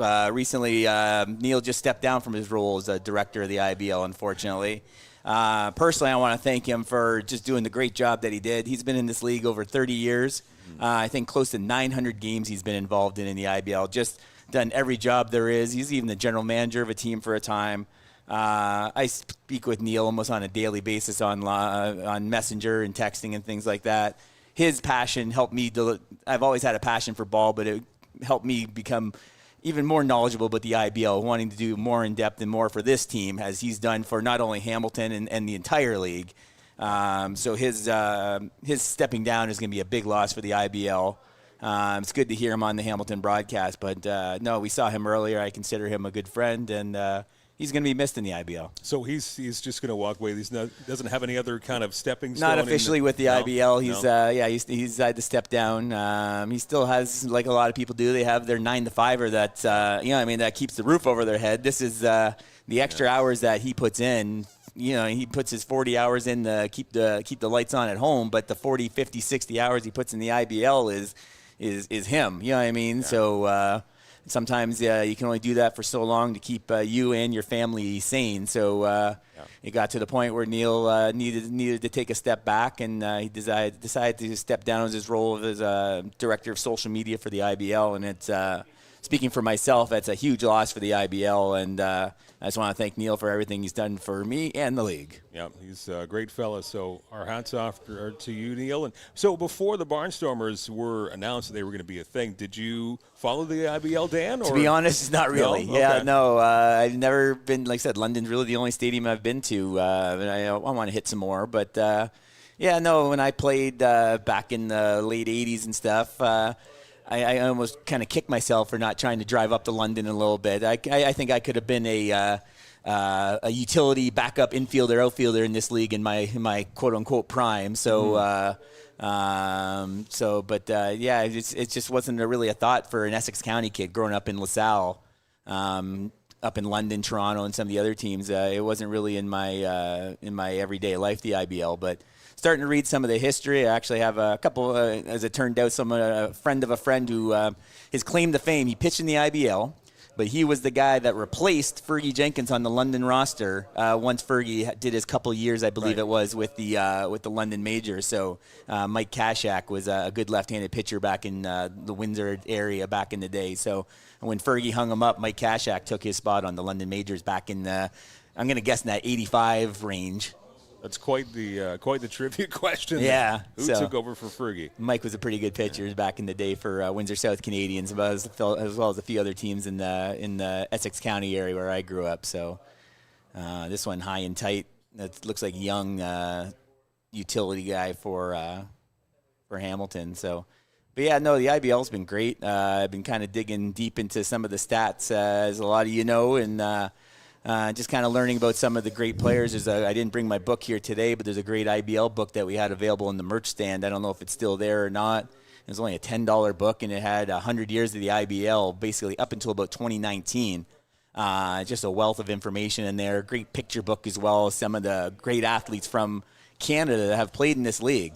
Brantford Red Sox had this little-known player named Wayne Gretzky that played in the IBL for a year or two. Heard that name a little bit. Yeah, he's known around town a little bit, and even played some baseball, some minor ball in the Chatham area as well. And then just every sport, you've seen all sorts of great players in the IBL. And they said people joke that it's a working man's league, or you know what I mean. This is no beer league. You know what I mean. No. These guys are bringing it. You know what I mean. You just see Andy Groening. Unfortunately, we saw him on a ball that unfortunately was too far away. He's going 110% at it and has a collarbone injury now. But these guys are prideful. They want to play good hard ball, and we see that with the Barnstormers.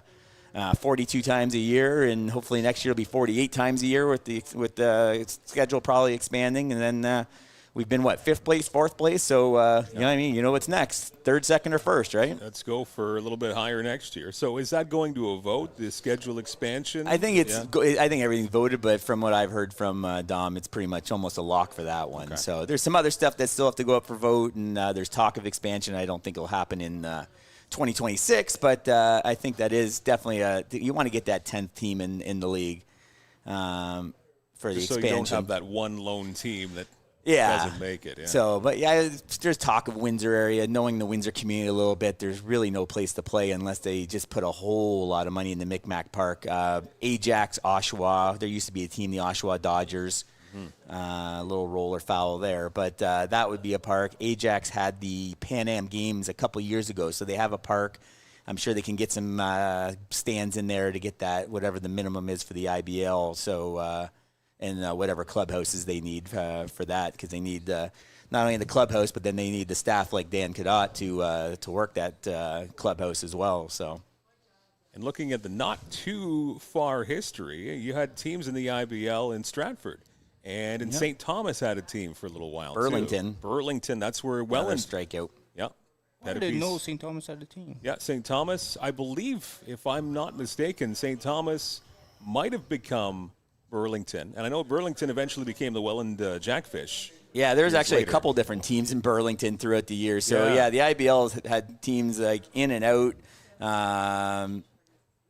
throughout. But, I'm looking at the past champions. Obviously, Barrie last year, Welland goes back to Brantford, had their big run in the early 2010s in 2008-9. Even Toronto won back in 2007. So, but going back a little bit further, the Stratford Hillers in 1994. Yes, I've heard of them too, they had a really good run. St. Thomas Elgins, the Cambridge Terriers, which had Jesse Orozco pitch for them, that no-hitter back in 77. They actually won the championship that year. The Guelph Forum, so even Guelph, the Stratford Craven Knit. So there's been so many teams that have kind of come in and out, even in my neck of the woods. The Windsor Chiefs, who used to play in the Can-Am League, did a 3-year stretch, 77 to 79, 78 to 80, somewhere in there with the IBL. So Galt Terriers as well, so Listool. So this league, I think, can handle expansion. Where the baseball has been better than ever before. We're obviously able to get the import players, 5 and potentially 8 next year. It's another vote that's coming up, Mike and Dan. So as we see the guys in the booth trying to keep things busy, we thank Cable 14 for letting us kind of steal their broadcast here a little bit. But with NEO Pest Advisors on our end, helping us make this BARNCAST a success. I know we have a couple thousand people last time. We're probably pushing that number again today with the views. We're already over. And that's spectacular. Nice. On a game wonderful. that we're trying to be somewhat entertaining for you, interviewing all these great characters from the Chatham-Kent family, as Dan said, as we're seeing some of the highlights there. So to make a game like this a success, even though the score is not what we want it, but still a success nonetheless. And Dan Cadot joining us on the BARNCAST here tonight. Fergie Jenkins Field, and certainly a one-sided game right now. Looks like Boone's done for the night. They're gonna come back. I imagine today's Tuesday. If this game doesn't come back, they're gonna take probably Wednesday, Thursday off, and so they're now the 5 seed. So 5 and 6 have advanced. Oh, do we have a quick score there, Cole? How fast can you pull that up? Let's see how quick his fingers are over there. the Toronto Barrie. Oh, look at that. And Barrie in the bottom of the 7th. So we expect them to tie that series up, and I imagine Game 7 for them is tomorrow. Or, sorry, so Game 5, the deciding Game 5 tomorrow. So would it be a Friday start then for the next round? I would imagine. Depends on always. Diamond times are always the key, but it's going to be a good series. I suspect Barrie's going to somehow come away because I see that's probably Garces tonight for Barrie. So they were the 2 seed. So Barrie would take on Hamilton, with Barrie being the home team, and then Welland would take on Guelph, and that's going to be a hell of a series. Claudio Custodio. Garces still in. Yeah, so Garces. And then I imagine they have, Juan Benitez waiting in the wings tomorrow. But the one thing that's going to maybe hurt, as we see a pop-up to right center, Hamilton. Drop it. Jeez. And he did not drop it. Her historic game from Chatham-Kent the other day is forcing Owen Boone to pitch on a Tuesday. The Tuesday start, he's not going to be ready to come back probably till Sunday. So that's definitely out for Game 1 and potentially Game 2. I don't know, and that's only a 5-game series. So to lose the best pitcher in the IBL for definitely Game 1 and maybe Game 2, it all depends on, I'm sure Hamilton's going to try and push that schedule back as far as they can so they can get Boone. Because after Boone, what was it, Adames, and who else did we see, Mike? Do you recall I can't remember the name right now. But it was no one that we didn't get to, and there's going to be a team. I don't have it in front of me, but yeah, it's I think a real disadvantage for Hamilton to have to go to 4 games here and kind of have Boone have to pitch. Yeah, it was Adames, and then Saldana, and then Enrique Saldana we saw. So they're going to have to use up some arms. So we'll see how they react, assuming a miracle doesn't happen here in the final. What do we got? 8 outs to go. Who's this up the bat? That's still Mackey. Okay, I wasn't sure if we were going to get a chance to see if Lucas Laprise is up there or not. I don't know if he made the trip. Another future player that we hope to see for the Barnstormers. And look at the Parkers. The Parkers are always they're the super fans. I saw a photo from them from the SOAR. It was SOAR Photos or something. He did a photo drop. And there was a photo of the entire Parker clan after the victory, just losing their mind. And I mentioned to Brayton, I think that's your family photo. Just not just the half a dozen Parkers and Torontos up there, but also the 200 Barnstormer fans in the picture. I go, that's their Christmas card right there. We have to apologize to Dana. Sorry, Dana, we didn't mean to say the game's over. Yeah. She said, I'm sorry, is the game over? I will hold out hope to the bitter end. We better lock the door, make sure she doesn't come down to the field house and give us. I still have hope. Yeah. So here's Trent. And then we got Owen still on the bench. Owen Constantino, 20-year-old. It's kind of been the two of them in the second half of the year. Trent with his defense, and Owen. It will be our Christmas card right there, Jade. That's good. I want one of those Christmas cards, Jade. So I already booted out of the booth, so I didn't make the corner there. They were saying usually I'm in that second window, but I wanted to go see Torrin's interview after the game by the field, so I jumped out of there real quick. So, but it's been a great season. I'm going to watch the playoffs. You're going to tune in for the if we don't move on. Are you going to tune into the Final Four? Oh yeah. I'll still watch the Final Four. It's still great baseball, right? And now that you know a lot of these guys, like everyone in it, those 4 teams, you've talked to them, you've dealt with them at some point. Yeah, I've interacted with a lot of them. Have added me to Facebook as well. That's great. Right? So I got people on my Facebook. And there's Trent getting on base. I got players on my Facebook profile now from Welland and Brantford and Toronto. And doing what you do, that's a great chance to meet players from all over the IBL. Yeah. Doing the road trips, and learn a lot of new languages. See if Spencer comes up the bat here. I wouldn't be surprised if we see a pinch hitter for him. How many other languages do you think you know at least a little bit of? I don't know. I know a few words in Japanese now from our boys. And then I know a little bit of Spanish, not a whole lot. Not to carry me over to Dominican or anywhere. Yeah. So it looks like Constantino's in the game now for Marcus. So another tremendous 2 years in for the IBL for Spencer Marcus, and he's just been a tremendous player, a staple at the top of the lineup. First ever Barnstormer. Our most outstanding offensive player last year. That's the Boomer Harding, I believe, in 2024. And in 2025, I'm sure he's going to be up for some postseason awards here. Probably the best center, one of the best center fielders in the league. Like I mentioned earlier, he led the IBL in assists both seasons in the IBL. Batted well over, I think, 360 this year. I think he was in that neighborhood last year as well. A tremendous season for Marcus, and is unfortunately I see another injury to a Barnstormer, but he was playing on, half a second leg, 1.5 legs, batted 363 this year, so his season could be over unless the Barnstormers have a miracle here in the last couple innings. Oh, getting a couple of walks. Got here, a couple of back walks to back. on. Looks like, Mickey's coming up now? No, a two-hitter, Spencer Marin. And there's another, the Spencers in the outfield have been spectacular. How about that hit from Spencer Marin the other night? That was oh, a my beautiful goodness. hit.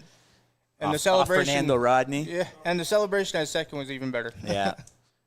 I just love seeing the young kids. When Groening hit that homer the other night, just the celebration, pointing to the crowd as well for Groening, for a 19-year-old kid against, a lot of these guys have been playing minor league baseball, professional baseball, major league baseball for years in Japan. Yeah. And here comes this 19-year-old kid, hits a bomb, and it's just, a guy who probably shouldn't even be there, but he's been a factor for the Barnstormers down the stretch. He has, yes.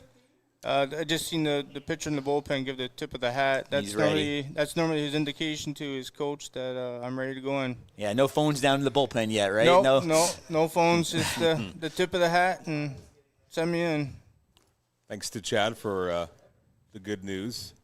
I would say quote-unquote good news, but the Blue Jays just blew the lead in the top of the ninth. Oh, really? Okay. Yeah, I had Bassett with going for a win there, unfortunately. They were up 4-3 last time I checked, and I guess now they blew it. That's unfortunate.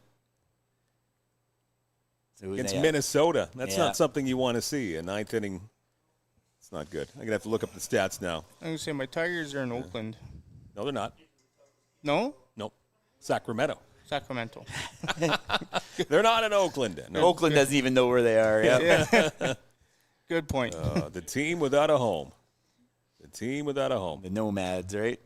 You stay up late to watch that one? Yes, I did. Yeah. Well, we're out at the trailer. I'm on vacation this week. Oh, so nice. We're out at the trailer this week and kind of kept half an eye open. 7-4 Twins over the Jays right now. Marin is a 2-1 pit count now. He's got a couple runners on. We've gotten some base runners here and there. Just those first couple innings just snowballed on us between a couple unfortunate errors, an injury to Andy Groening, and then the walks and hit by pitches started, and then it was all downhill from there. As a wild pitch, Trent decides to stay put. It'd be nice to see us get one across here before this one's all said and done, as we got probably, I imagine, Mickey still on deck. There's Owen Constantino, 20-year-old. I heard stories how he was an IBL fan as a kid coming up. I know he's still a kid, but his goal was to play in this league, and here he is at 20 years old, not just playing, but having some success at this league. There's ball 4, bases loaded. Consistently getting that pitch high. And it's great to get a kid from Ottawa. You imagine a lot of teams trying to get their hands on him, but somehow Harry and the gang were able to get him down here to play for the Barnstormers, and he's just been he had a tremendous season. Bases loaded, 2 out. Yeah, we got Mickey up. So he can belt it down. So how many nicknames does Mickey have? I've heard Suki, I've heard Mickey, I've heard Fuki. Are they all? He'll answer to all of them as they're doing a call to the bullpen. Yeah, he answers to them all. Yeah. You see his head moving all around because you'll hear one nickname and then you hear another one from somewhere else. So. And then now we're gonna plug our sponsors, Annual Pest Advisors. They're doing a 10% off fall special, fall spider spray. Mention the Barncast. Mention you saw them here on our Barncast here with Mike and I. And you'll get 10% off that spray. And then he also had the great $1,000 bursary, Mike. Mm-hmm, absolutely, yeah. So if you're looking to go back to school, and I believe 30 plus, so if you're kind of, you've been out of school for a while, if you want to change in your career. You want to go back to school, Mike? It's been talked about. Yeah. It's been talked about. Maybe going back to border security. So there you go. Well, there might be a bursary in your future, the $1,000 continuing education bursary. So you've got to be 30 plus. You've got to be going back to school. And resident of CK, but Cam Bechard and the rest of the people at Enyo want to kind of help you out. So if you want to look into that, you see that bar code that do you call it? QR code. QR code. Yeah. Showing my We age. need Cole What do back. you Where's call Cole? that? Yeah, Yeah. what do you call that thing? But QR code, and you'll have the link there. But go to the website as well, neo.ltd, and they have a link for you. And how great has Cam been for not just the Barncast sponsoring us here, but just you saw the commercials and just the bursary, the 10% off the spider spray, and then we turned him into a IBL baseball fan. He's there as often as he can get there. Just a great guy and another member, as I said, as Danny Cadot says, a member of the family, not just part of the team. He's a member of the family. Well, all these sponsors are part of the family. You know, if it wasn't for the sponsors, we wouldn't be where we are today. And who do we contact for that? If they want to join this CK family, Mike Stahl, right? Stahl, we're yes, we're sir. gonna contact Mike Stahl if you want to be part of this great family. Help grow your business. Contact Mike. I think it's Mike at CK Barnstormers, I believe. You can find them.com. You can find them on the website. You want to be involved even a little bit or a lot of it. We'll find a way to involve you with this team. They go to the bullpen, Hamilton. Bases loaded, 2 out. And the rally is on for CK, down by 15. And there's the link there to Mike Stahl, to him and his team to get you involved to help sponsor this team and, like I said, be part of this community. See if Fukuda can come through here and get the Barnstormers on the board. This would be great here. Just kind of a nice line drive down the third base line would be perfect. little draw in in and one. out. Yep. 2 outs, hopefully. Who's on? OC's running. I think if they can get it down the line, maybe Donnie sends them home, try to get a couple across. This would be nice. Little morale boost for the boys. You know, and they didn't go the way they wanted to, but get a couple runs here. See if Mickey can do anything here. There's a strike. Let's give Neil. Let's see Neil call us in a RBI here. No. 1-1 the count now as Boato goes into work here. Boato got ejected the other night. No runs, on 5 Saturday. hits, 3 errors for the Barnstormers, 15-17, and 0 for the Cardinals. As Pacuda hits this one on the gap. Duncan's going to give it chase. He's going to make the sliding catch, and that's going to end the inning. Well, that's pretty shows how this night's going, doesn't it, Dan? Yeah. You see a lot of those beautiful sliding catches out in that outfield.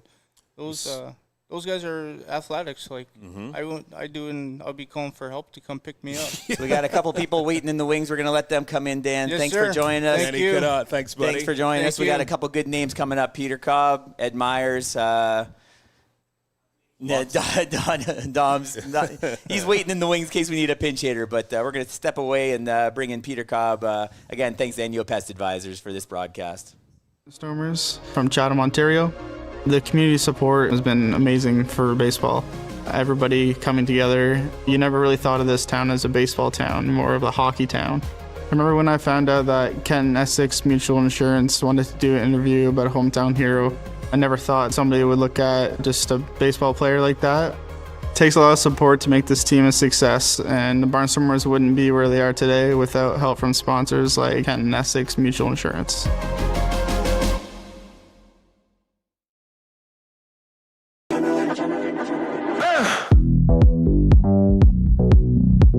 Anything you want. Everybody say.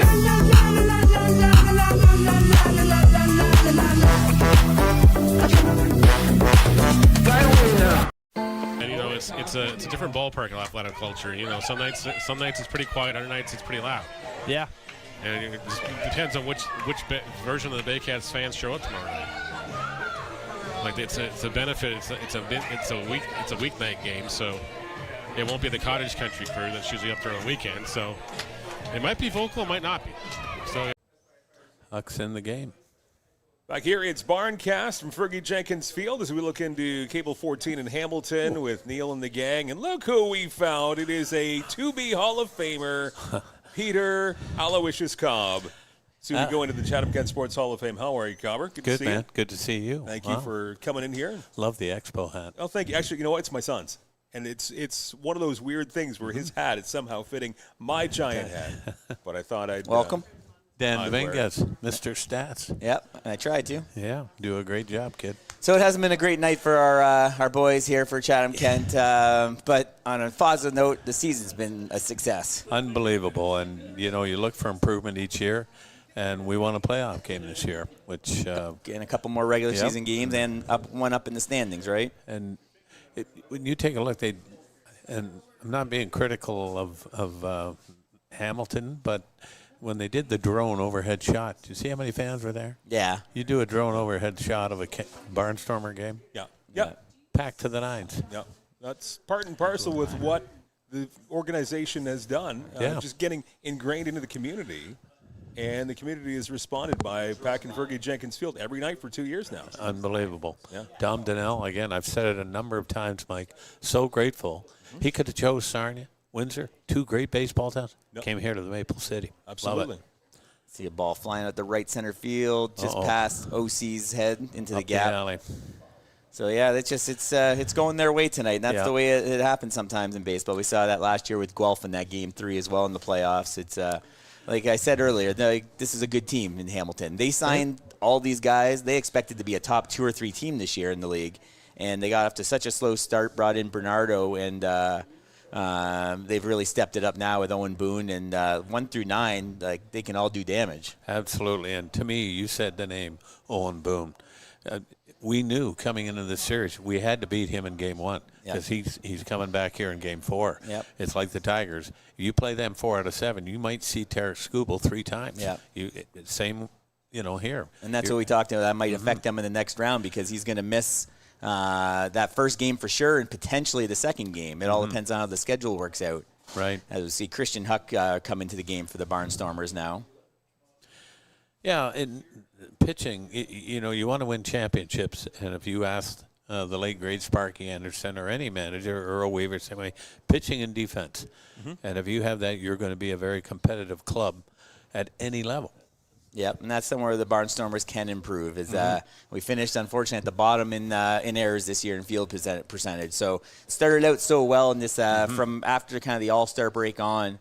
We just had trouble catching the ball, and then obviously at the end, between injuries and a couple of the guys going back to school, we got guys playing all sorts of positions that they might not be accustomed to. Absolutely. And that's a factor. It's not easy just to throw your infield glove on and go throw the outfield one and do it like nothing's different. So I felt really bad for Atkasaka. He was a victim in that first inning. Yep. We should have been out of the first inning with no damage. Yep. Akasuka, sorry. And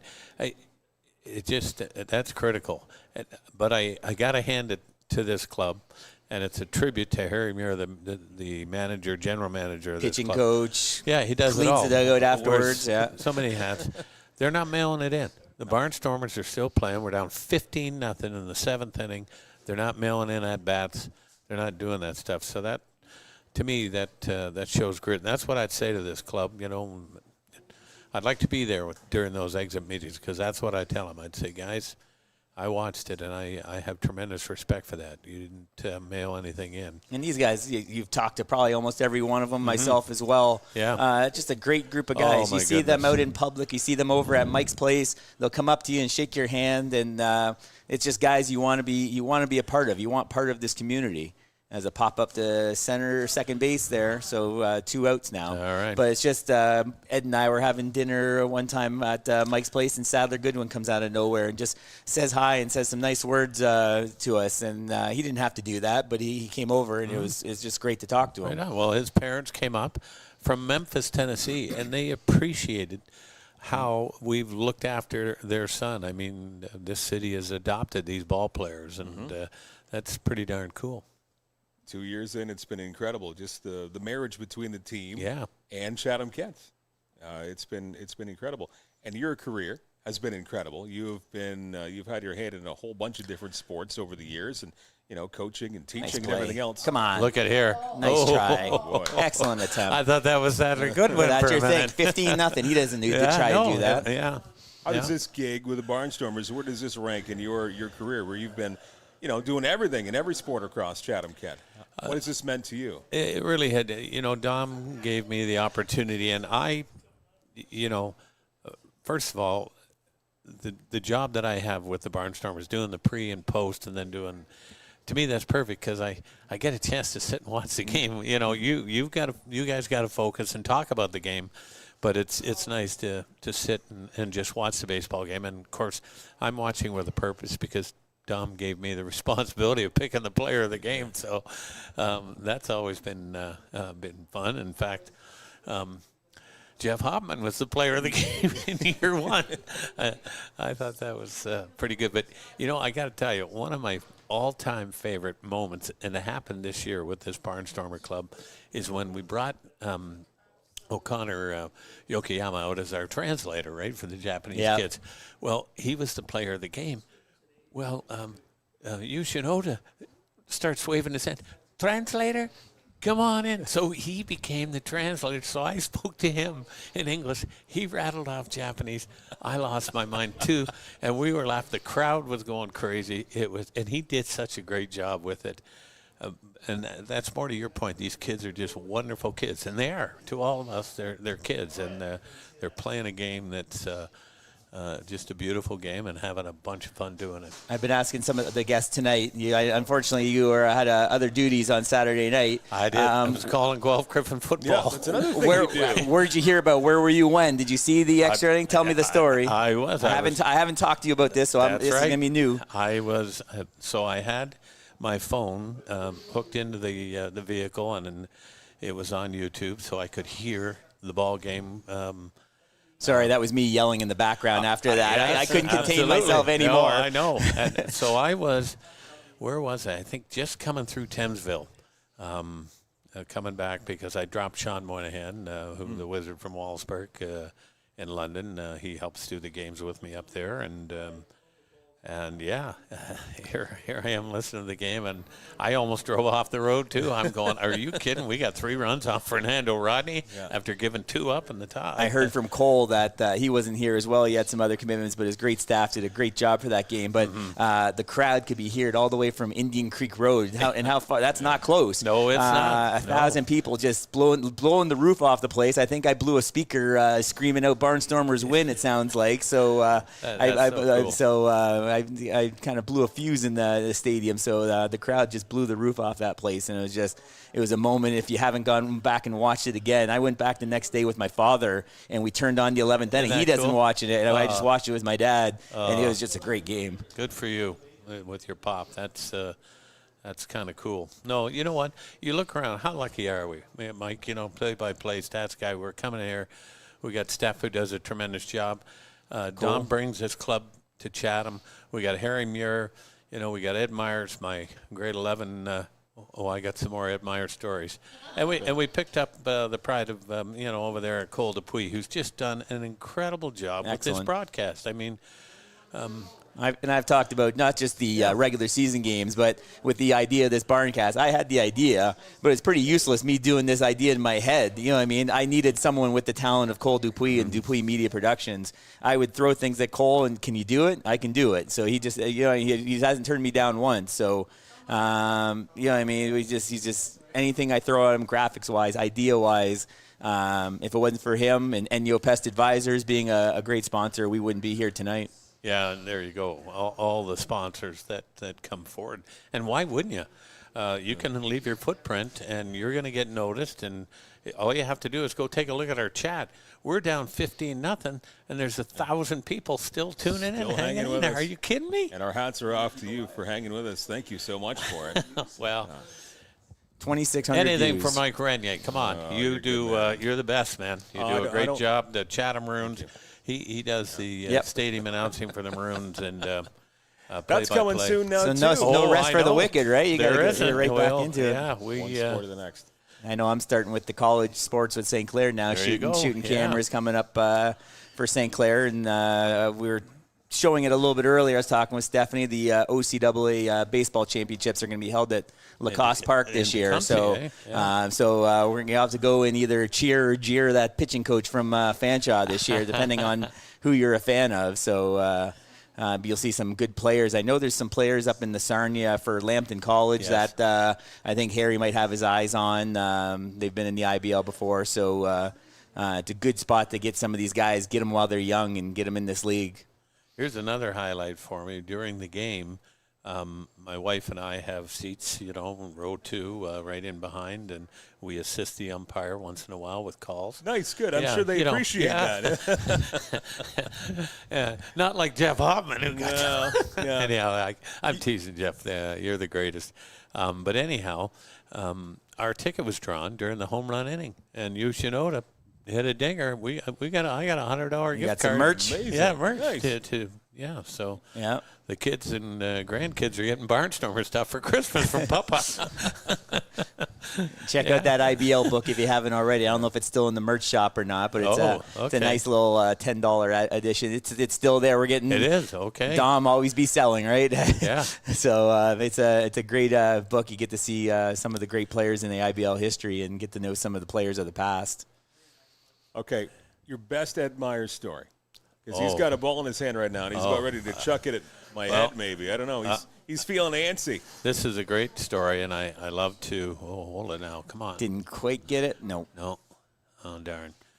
Anyhow, I'm in I believe it's grade 10 or 11, and I can't quite. I was practicing jumping, trying to dunk a basketball, and I could dunk an orange. But not quite a basketball. I couldn't grip it. Anyhow, but what I could do, they had baskets on the side walls, but they weren't up. They were bolted to the wall. Yep. Well, I could go 1-2 up the wall, do reverse dunks, tomahawk dunks. 1 noon hour, I was doing these dunks, and there was a small crowd of people. And Peter Cobb was a somebody for a moment or two. Yeah. And they were whooping, going crazy. Wow, Cobber, and it was the greatest. And then I went up and did a dunk, and there was dead silence. I thought, that was one of my better ones. And when I landed and turned around, Mr. E. Myers was standing there. Well, of course, on the wall are all my footprints, from going up off the wall and doing this. Ty Cobb. Yeah. So he brings me over, and as the gentle person he is and was, he opened his drawer, and I thought, oh, my gosh, what's he getting, a yardstick out? Am I getting – no, a toothbrush. He says, I'll see you after school, Ty. I need you to clean the stuff off the wall there. Oh. So I showed up at 3 o'clock with the toothbrush. You said you dunked oranges. That probably – no, well, I could dunk on a regular basket, but on this side, I was using a basketball. Okay. Like I said, it was. I didn't know if you had to clean orange juice off. Scuff marks walking up the wall there. Yeah, it's on his nice new gym, right? Yeah, oh yeah, it was in the new gym. But Coach Myers doesn't know this story. I helped his basketball team beat the John McGregor Panthers one night in the old Snake Pit. I'm in grade 9. And the Snake Pit had an overhang where the fan stood, and the game went on below you. But you could literally reach out if you reached far enough, and you could deflect the ball as it was being shot towards the basket. Well, it was a tight game in the Snake Pit, and and Larry Leahy, the great Larry Leahy, was the head coach of the Panthers. And I can't tell you who took the shot, but I was standing next to Richard Dewey, who is in our Chatham Sports Hall of Fame, went to the '84 Olympics in rowing, and part of the neighborhood, the Phyllis Ave neighborhood. But I was standing next to him, and I reached out, and my finger just touched the ball, and it altered it enough. Mr. Leahy was not happy. He's pointing up to the crowd. I'm trying to hide behind Richard Dewey. I thought, come on, I'm just a little guy. You ask Coach Myers when he sits here. And anyway, I was thrown out of the gym. But we won the game, and I want to know that I helped the Cougars defeat the McGregor Panthers. Seeing some of the stats on the screen there from the broadcast this year. What does that say? 56,000 viewers, like tremendous fans in CK. Just watching these, 23 home games, 24 counting the exhibition game, as Victor hits a hard ball through the 5-6 hole for a hit. And then now these barncasts that were, thanks to you, the fans, we're going to look at doing again next year. So they seem to be a success. They haven't kicked us out of here yet. That's so the brainchild with this. So I had the idea. Cole, they say Cole made it Yeah. happen. So like I said, Mike and I are replaceable, but we're not sure if Cole is. So, it's been fun doing this. We had to beat the people off of the stick that wanted to be here. You know what I mean? Yeah. It was, we had you saw the roster there, the batting order we had there today, and that's the who's who of CK Barnstormers, right? Right So, on. Well, I want to give a shout out. You saw Dana Parker and her family, just incredible supporters of this club. And Handlebars, I saw. Yeah, Handlebars. And you want to buy lures, that's who you want to talk to if you want to catch any fish. Talk to Mike Parker, You got it. Mike Parker can get it done. Dana was in my very first class at W.T. Lang School in Wallaceburg. Her maiden name was Morningstar. Okay. And played basketball for me, Dana did. And when I retired, her daughter Jade was in my very last class at King George Public School. So how cool is that? Isn't that something? Yeah. Like that's full circle. So, yeah. And now they're hard. Now they're through the 5-6. There we go. A couple in a row Right here. on. Incredible family. Oh, just incredible family. Love seeing them at Barnstormers games. Yeah, and they super duper supportive of this club, and just great people. And that's what makes this municipality, this city, so great. When we have people like the Parkers that are willing to say, "Hey, I'll help out whatever way you want. Raise your hand." You know, I had a teacher who used a phrase called "putting cookies back in the cookie jar." I wonder who that fellow. Oh, right. I think he's over there. You got it. So that's what you do, right? Come on, gang. We're going to get it. We're going to punch across the run here. Robert Mackey up now. Come on, Robert. That's not the first story I've heard about that story. Yeah. About putting the cookies in the cookie jar. That was either my graduation year, maybe my sister's graduation year at CK. Yeah. And they mentioned Mr. Ed Myers with that speech. So that goes to show you the difference he makes in people's lives, and that goes for the same for you too. You have touched a lot of people's lives in your teaching career. Well, thank you, Mike. I was very fortunate to teach for 30 years, and and now all my kids are teachers. My daughter Laura, she's going to be a phys ed itinerant this year. My daughter Shani is on the math team with the public board, and my son-in-law. And Mike, why don't you read that from Dana Parker there, that some words that just popped up on the screen. Yeah, one of 3 teachers that made a major difference in her life. So there you go. Wow, hey, Dana Parker, that's Dana. Yeah. Jeez, thank you. She's super duper. I mean, I'm just happy I'm old enough to call you by your first names. Yeah. That's where I'm in life. I'm just happy enough for that. So, you know, it's funny. I still have people that are, probably 15 years younger than me, and still it's Mr. Cobb. I said, no, come on, it's Peter. My dad has been gone since '99, so no, it's okay. Anyhow, Mackey up a full cool. count pitch. The runner's probably gonna be going here. Get up the middle. Base hit. He booted it. Get there, Mac. Yeah. There we go. There we go.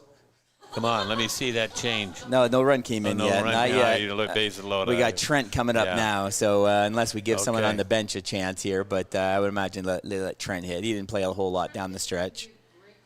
You see, he played that off instead of letting. And we've seen that so much this year. So yeah, good call. Good call. Safe. Yeah. Dana has tried to call you Peter, but I guess she can't. It's Mr. Cobb. Yeah, that's right. Yeah. Well, just a great family, and their kids were, their son was very good friends with my son, my late Michael Cobb, and so really cool, and just again pillars, but they're from the King George neighborhood, and that's another great school. Here we go. Come on, a walk. We'll as take good as they hit. We'll take what we can take, right? Get what we can take. It's the little things. Yeah. Yes. Yeah. Win the inning. That's what I used to say when I used to coach my kids. Win the inning. That's every inning. Just try and win the inning. 3-0 now. So we might get that. Nowhere, as George Cal used to say, "Hey, gang, there's nowhere to put them." Good evening, everyone. I watched Channel 4 growing up. Cal and K-Line. K-Line, but back before then was Larry Olsterman. He and George Cal, Low. Before my time. Oh. Yeah. Before my time, I'm sorry. A little bit, yeah. I remember even the Ray Lane days. That might have been more radio there with Ernie. Ray Lane. And the trivia at Ray Lane, he had a spot in the Rifleman. He did a cameo appearance with Chuck Connors and the Rifleman. NBA player. Yeah. Popped him up. No. Too bad. Oh, backpedaling. Oh, he dropped it! Wow. And this place is going crazy. Two on the board. Hang on, where's my things? Is it still working? Yeah. Yeah, there you go. Don't you dare go away. 2. But, I need... Don't you dare go away. Celebrate the little things, right? Yeah. Yeah, I mean, Yeah, just this flat on this. telestrator, I got to tell you, I did the broadcast when the school. I did The exhibition play-by-play. game, Yeah, yep. the exhibition game. Yep. And Mr. E. Myers put a Santa Claus beard on me, There, Yeah. Well, with what you put him through, I think that's the least of your let me worries. delete that. I mean, where's my circle here? I'm still hardly. Let's look at that. There you You go. know what I mean? It's finally on the board. Yeah. You're fortunate you didn't color all over your actual face after what you put him through over the years. One of my greatest coaching opportunities is I had a chance to coach with the great Mr. Ed Myers. He and I and Ed Robbins coached junior girls basketball at CK, and my daughter played on that team. And we weren't supposed to win, but There's another ball hit up the middle. Yes. Yeah. Nice. There we go. Okay, gang. Was that? I'm just trying to think. Did we have? Yeah, there's number 3 Yeah. there. So, Wow. and how great is that? I had that experience as well. I grew up with a coach. Mr. Myers knows him well. Billy Simmons might have been a little bit before your time, but Billy was my guidance counselor, No but kidding. also my junior boys basketball coach. And he's the type of guy that you'd run through a wall for. Yeah. And once I got through my high school career, I coached some, back then it was called midget boys basketball. And I got to coach that team and work with Bill Simmons. And just to work with the guy you admire, you kind of look up to your whole career. And then to work with him as a coach and to help coach more young kids. Mr. Simmons is still alive, and he's still a mentor of mine. Isn't that cool? That's neat. Those people that come into your life and make that kind of difference, you don't forget it. And High chopper, that's a tough ball. That's a tough ball. No. Oh, maybe. He just punched got them him. out. But look at the diving effort by see, Spencer Moran. That's what I mean. Down They're 12 not mailing runs. it in. No, I Down love 12 that. runs, and they're These- still diving. I love that. That was a nice play by the first baseman. I don't even think Yeah. that's their regular first baseman there. Oh, no, Kikado's. Wow. Oh, yeah, they brought in Russell Young, so that was Man, a that's close play. The hustle. Yeah, The isn't that hustle something? is That is fantastic. But, yeah, no, it's just these kids here and just getting them so young. We talk about how young this team is, and it's just room to – we're going to talk about Enyo Yeah. again. I'm sure you've Can talked I to hit- Cam a little bit. Oh, Cam Bechard. Oh, my God, yeah. Superstar. Yeah. Another guy that wants to give back, right? Yep. Give back to a community. Show them what that's they're been so doing good. here, Peter. Read this one for us. 10% off fall spider sprays. And I'll tell you. Mention right there. Mention the BARNCAST in your contact form. And I should get the. I'm going to get it from my daughter Shani, who we're blessed lives right across the street, pretty much from us. Deathly afraid of spiders. I better, And then we got one more. We'll let Mike take that one. So if you're looking to go back to school, Peter, if you want to say, hey, I want to do something else with my life, you want to go back to school, and I think you're just over 30 years of age. You just crossed that. Yes, I did. So you're now open to maybe going back to school. Look at that, $1,000. And Cam and the folks at Enyo want to maybe help you out. You could win a $1,000 bursary to continue your education because your time with being a teacher wasn't enough. So now you want to go back and be a student. Yeah. Is that right? You're 30 plus, right, Peter? I am. Yeah. Plus, just a little bit. Just a little bit. I was going to add some pluses. But yeah, no, Enyo's been great, and there are sponsors here for this event here, bringing on this Barncast. Did you know that's a QR code?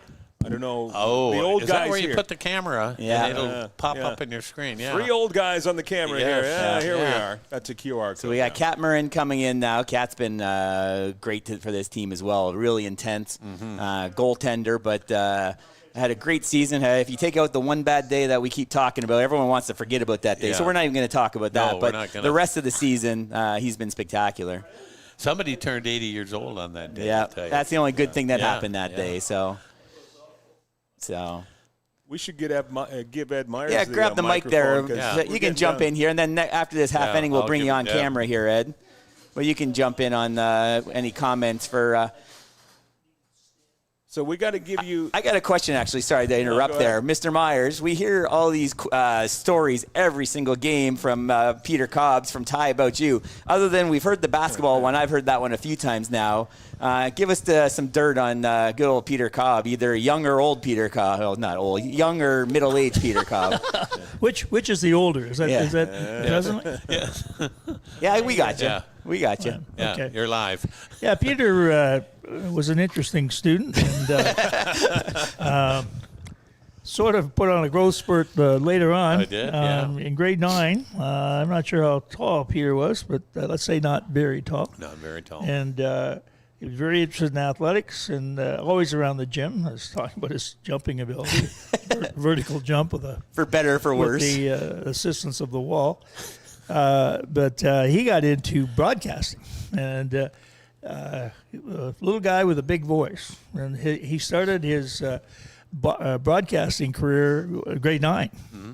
And it was the era of the great big speakers. And so in order to do a basketball game, Peter is about the height of the speakers. And we go in this equipment room, and Peter would be dragging out these speakers and all the wires all over the place. And he get all ready, and he could hardly see over the scorer's table, as I can recall. And we were the Cougars, and we were in that was the new gym when you started broadcasting, and he called the gym the Cougar Dome. Yeah. And he would come up with, "Welcome to the Cougar Dome." Yeah. And here's this little grade 9 guy is the voice of the Cougars in the Cougar Dome. And he started then and was the voice of the Cougars all those years. And we had a lot of fun together. We did. Yeah. The whole school was fun. With a good friend of mine was Ed Caribou. Oh, my goodness. He was a funny guy and taught both of us probably some interesting things about life. And that was... what year did you start at the collegiate? Early 70s? 73. 73. I was born that year. Thank you, Dad. You were talking about Billy Simmons. Simmons. I always called him Cy. Yeah. And I played with him and against him in Tecumseh and went to Aldous with him. We were just talking with Stephanie about the fact that to get qualified as a teacher, you didn't have to go for a full year. You went 3 summers. And Billy had taught in Detroit. He was a graduate of University of Detroit, second baseman, played on the same team as Dave DeBuscher. Oh, wow. The pitcher. And so he and I got to know each other through baseball, and he was the manager of the Green Giants in Tecumseh. And so we went back and forth. Home games in Tecumseh were on Wednesday night. Chatham had a senior team, but we had to play our home games in Tecumseh on a Wednesday night because we had no lights. So somebody asked me during this year why Chatham hadn't been involved in senior baseball until recently, and I said we never had lights. And you couldn't play in the Essex County League unless you had lights. So we would drive from London to Tecumseh, play ball 2 games, and then drive back to London to take classes the next day. And then, of course, after that, I ended up teaching in Chatham, and he was teaching in Windsor by this time. Yep. And he started up the Sandwich Secondary School. Yep. No, Billy was another baseball player, Evan Wright. Yep. And Peter Moudry was involved with that starting, if you remember that name. So he coached basketball. Eddie Caribou coached basketball. Evan Wright coached basketball. We've known each other all those years. If you're familiar with Billy Simmons, like Ed Myers has the coaching tree, everyone that started under Ed and Brett. Bill Simmons was the Essex County version of that. For basketball, football, baseball, there was the Bill Simmons coach, and he was every bit of about 5'4", 5'5", but the toughest 5'4", 5'5" you've ever met. Baseman. He was also a boxer. And the other irony was he lived next door to Eddie Caribou growing up in Windsor. Yes, that's something. So it all goes around and comes around. And then of course, Eddie Caribou played some good baseball. He played with the Tigers organization and with Reno Bertoya and that group. Sandwich just recently had their 55th anniversary of the school. Yeah, he was in his mid-90s hanging in there. Even as of a few years ago, he was driving his golf cart through the football practice.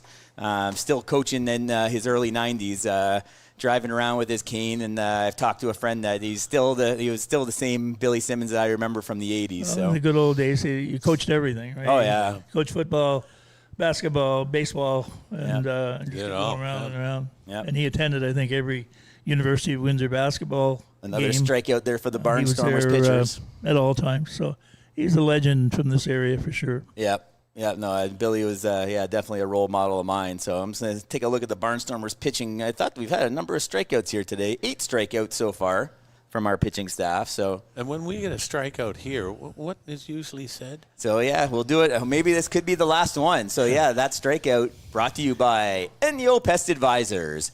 Bigger than bugs. But we got to thank Cam Bechard. He's donating $3 per strikeout for home games this year, going to the Special Olympics. Oh, man. His bill is going to be a little over $500 by last count. And Cam's just been great sponsoring this event, the 10% off the spray, the $1,000 bursary, and then also giving the $3 per strikeout. So just a great guy. Absolutely. Also a Chatham-Kent Golden Hawk. Another CK Hawk. He was another guy that I didn't recognize because he was in grade 9, about the same size as you were in grade 9. Yeah, not anymore. No. Yeah, but those kind of teachers, I gave Ed Caribou and Ed Myers are two of my pedagogical idols, and I gave students nicknames because that's how, I made connections. And, I got nicknames and we got nicknames, and that's how Coach Caribou remembered people. He probably couldn't tell you your first name, but he could tell you who your nickname was even 30 years later, when you ran into him. And I was truly honored when Coach Myers brought Ed Caribou to my retirement due at the Legion. It was that was some kind of special on that night to see these two guys come and say, hey, great job, great career. It was pretty cool. Your sister was the first person he met that night, and he said, stay close because he can't remember anyone's name. That's why he hadn't used nicknames. And Jennifer came running up and said, Mr. Myers, Mr. Caribou, I'm really glad to see you guys. I haven't seen you in a long time. And Ed is waiting for me to call her by a certain name. Yep. And I waited. And I said, well, Jennifer, it was really good seeing you. And then he piped in, Jennifer, so good to see you. At which time he told me, you stay close. And that's don't leave me. End the 8th inning. I think we're going to stay here, Cole, if we can. As we do, we're going to switch on the fly here. Yeah, we're going to bring in for the last potential 3 outs, Mr. Ed Myers. Thanks a lot, buddy. You're the greatest, man. You are. Okay. Congratulations on the induction coming up soon. Thank you very much. Chatham-Kent Sports Hall of Famer to be. Wow. So as we're making the switch here, Mike, I'm going to start my thank yous now. Let's do it. This broadcast has been tremendous success. It looks like the fans grabbed that headset from him there so he doesn't yank it off the table there. But it's been a tremendous success. I'm going to start with Cole over there behind the glass. Again, without him, this wouldn't be possible. All his equipment, all his know-how and knowledge. Of course, the owner, Dom Donnell, letting us have fun here in the locker room. Bringing you this broadcast here was I had an idea, but it was just ideas aren't good unless you have some good people around you, and luckily I had some good people around me. Mike, thank you for joining me for these two, and we hope it's something we can bring around next year as well. Cam Bechard, 10% off spider spray if you mention this Barncast, as well as hit that QR code for the $1,000 bursary. Thanks again for being a sponsor for this event. Jeff Hopman, one of the voices of the Barnstormers, him and his son Cole do a great job. Jeff keeps that crowd engaged so much. We're now calling her the official first lady of the Barnstormers, Miss Stephanie Muir. She graduated from unofficial to official. So just a treasure to be around here, and I love seeing the Princess Leia and the Wonder Woman and all the other Marvel stuff that she does, and just keeping that crowd going. That crowd was so electric, and that was Jeff and Stephanie and a few others as well, keeping that crowd going. Peter Cobb, just a great guy, right? Ed Myers, he's just spectacular. The Utah Cobb. And just doing a great job with the interviews, doing a great job as one of the big fans of the Barnstormers as we're getting ready to bring up our last. And then last but definitely not least, the legend himself, Mr. Ed Myers, the color commentator for the Barnstormers, the most knowledgeable man in CK, be it baseball, be it life. Thanks to everyone for this broadcast. It was great. It's been great. Fun. Yep, lots of fun. It's hard to believe we've gone through 2 years. Yep. And this year just seems to have gone really quickly. Look at this ball. Get in the gap. Nope, right at him. No, not to be. No, it's just it happens, right, Ed? Yep, One of those days in baseball is just. Yep. And say we play tomorrow, we might beat them 15-3. Yeah. It's the nature of baseball. It just happens that way. You know, you guys were talking earlier about the fans. I've never heard a fan criticize a Barnstormer in Chatham. No. They so supportive. Everything was just great. One of our pitchers this year had a horrible outing, gave up 4 or 5 runs in the inning, and he gets a standing ovation coming off the mound. They're patting him on the shoulder and saying, "That's okay. We'll get him next game." And that word spreads. We were talking to Donnie Menard the other day, and he talks to the other players. There's a ball hit deep. Come on, ball. Where'd it go? Is it fair? Foul ball. No. But he talks to players around the league. He's been around this league for a number of years, and they tell him, maybe one day we'll see some of those guys become part of this organization. So, and we've quickly gotten the reputation of being a class organization, definitely. No, it shows, and the nature of the players that Dom and the team have brought into Chatham is certainly honorable as well. We don't have any problems with our players, and they're a pleasure to have around the community and the municipality, and hopefully we'll see most of them again next year. Yeah, that's always the hard thing, right? You got with this working man's league, as it's called, a little shot hit to the left side. Oh, he's safe. He's safe. Oh, he's going to second base. That's okay. See, that's always be hustling there, right? You never know who's going to be back the next year. We saw, we had a pretty small turnover, I would say, from last year, but definitely improvements. You look up and down the line, the ERA got better, the whip got better, the batting average got better. Believe it or not, with the big home run hitter we had last year, our home runs got better this year because it was 14 different guys hit homers this year. Yeah, I got spread around. So it was tremendous, the homers that we hit this year. I'm looking at it right now, 48 home runs this year. I'm pretty sure last year's number is 33. And half of them we know were hit by one player. So, well, the pitching too is there's quite a gap in ages between the average age of a IBL pitcher and the Barnstormer pitchers. We have relatively inexperienced pitchers in comparison to most teams, and I think the 2 years under their belt, many of them have improved rapidly and vastly, and should look forward to a third year. I'll take my time to thank you, Dan, for putting this together and really to make our broadcast through the first 2 seasons as seamless as I think they were, because you were amazing at feeding us stats. You were right here to our right, and you were feeding us a whole bunch of things. You were so well prepped. So I owe a lot of gratitude to what you have done for us, and I speak on behalf of Chris McLeod and on Ed Myers as well. So it was great getting to work with you for the last couple of years, and hopefully for many more years to come. As sacrifice fly from second base because Dominguez pulled up lame there. So 15-4. There you go. Hopefully our next guy doesn't pay for that one, but Mr. Myers. But no, thanks for the kind words. I'm a Chatham guy now. I'm close to the border. Wheatley's the border, right? I'm only about 5-10 minutes away from the border of. So I'm Chatham-Kent adjacent. We're gonna claim you as one. That's fine. I'm good with that. So thanks very much for everything you've done so far, Dan, and will too in the future. Ed, it's been amazing in the last couple of years working with you. It's just seamless going into the broadcast booth, whether it's you and me or Chris and yourself. It's just. I think we put a pretty good product out there. As many of the people that I know, I have no experience whatsoever in broadcasting, and I've never done color or analyzed the game. And so it's really good to be able to rely on people whose job it is to be involved in radio. And it took a lot of heat off me, and basically all I have to do is talk about baseball, and I'd look down at Dan and give him the wave and a note how many pitchers, and then we got him a set of headphones that made it even easier. But speaking for myself, the three of you, Mike and Chris, Mike, when he first told me there was the first baseball game he ever called, I didn't believe him. Do a spectacular job. I've watched every IBL broadcast a number of times. I've been involved in the Windsor community doing a little bit of broadcasting, both camera and on air. By far, not even close. There's the CK tier, and then there's the rest of the IBL. And that goes from the knowledge that you bring, the voice and knowledge from the play-by-play Mike and Chris, the work behind the glass from Cole and his crew, Thomas, Wesley, Megan, and a few other names. I can't recall all of them.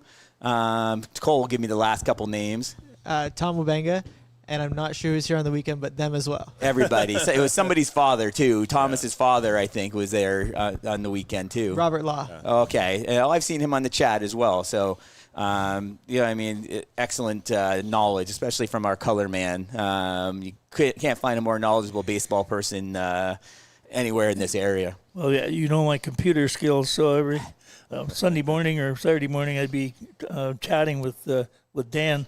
He would give me a little cheat sheet to get me started the game of the day, and it really helped to get things going. And the rest of it was easy for me. I can talk about baseball all day. Not always right, but I have an opinion. Well, we're down to our last out, Mike. Do we want to pipe in Neil one more time to bring us home? Let me thank Cole Dupuis. Okay. Cole, you've been amazing as a producer, and I'm understating you with that. Thank you so much. Peter Cobb, you've been a great friend and a great cohort for many years.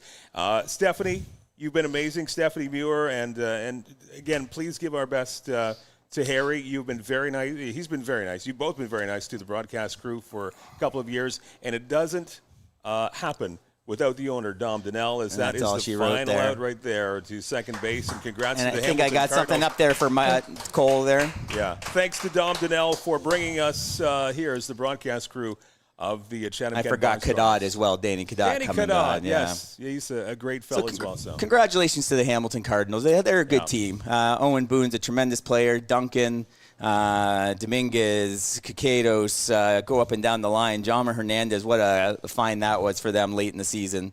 They're going to go on to, I did see it was a final. Barrie and Toronto are going to be playing Game 5 tomorrow night, I assume. So it looks, if Toronto wins that, it'll be Hamilton at Barrie, and Guelph would have to go to Welland, which is going to be just a unbelievable series. But Toronto, don't count them out. You know what I mean? It just takes that one good game. And then they could be going to Welland. So watch the IBL, Chatham-Kent fans. I know I'll be on the chats for those games. So there's a little quote I have at the bottom. I don't know if you can see it. It's a little thing I'm going to read here that kind of sums up how we're all feeling. It's from A. Bartlett Giamatti, the former commissioner of Major League Baseball. It says, "Baseball breaks your heart. It's designed to break your heart. The game begins in the spring when everything else begins again. And it blossoms in the summer, filling the afternoons and evenings. And then as soon as the chill rains come, it stops and leaves you to face the fall alone." that's a great ending point, gentlemen. It's been a great second season. Thank you for hanging out with us. And thank you first and foremost for allowing us to be in your homes or wherever you're consuming us at Barnstormers TV for the second straight year. So that's pretty much going to wrap it up. Thanks very much to Enyo, Cam Bechard, and the folks over at Enyo. Yep. Make sure you visit their website. Take advantage of all the things they've got going on. Enyo.ltd. So I guess this is weird, but it wraps up a season. It wraps up a season, season really number 2. I don't know how to feel. So on behalf of the great Peter Cobb and Cole Dupuis and Ed Myers and Dan Dominguez, Chris McLeod, who couldn't be here tonight, and everybody else who brings you Barnstormers and the greatest TV. Fans in the IBL. Thank you so much for allowing us into your lives. So again, Stephanie and Harry Muir, Dom Donnell, the owner, thank you for having us on for a couple of years. Hope to see you again for year number 3 of Barnstormers baseball. So congrats to everybody who's still in the IBL postseason. Good luck to you. And again, keep an eye on what's going on with the Barnstormers social media pages and ckbarnstormers.com. Have a fantastic offseason. Wait till next year.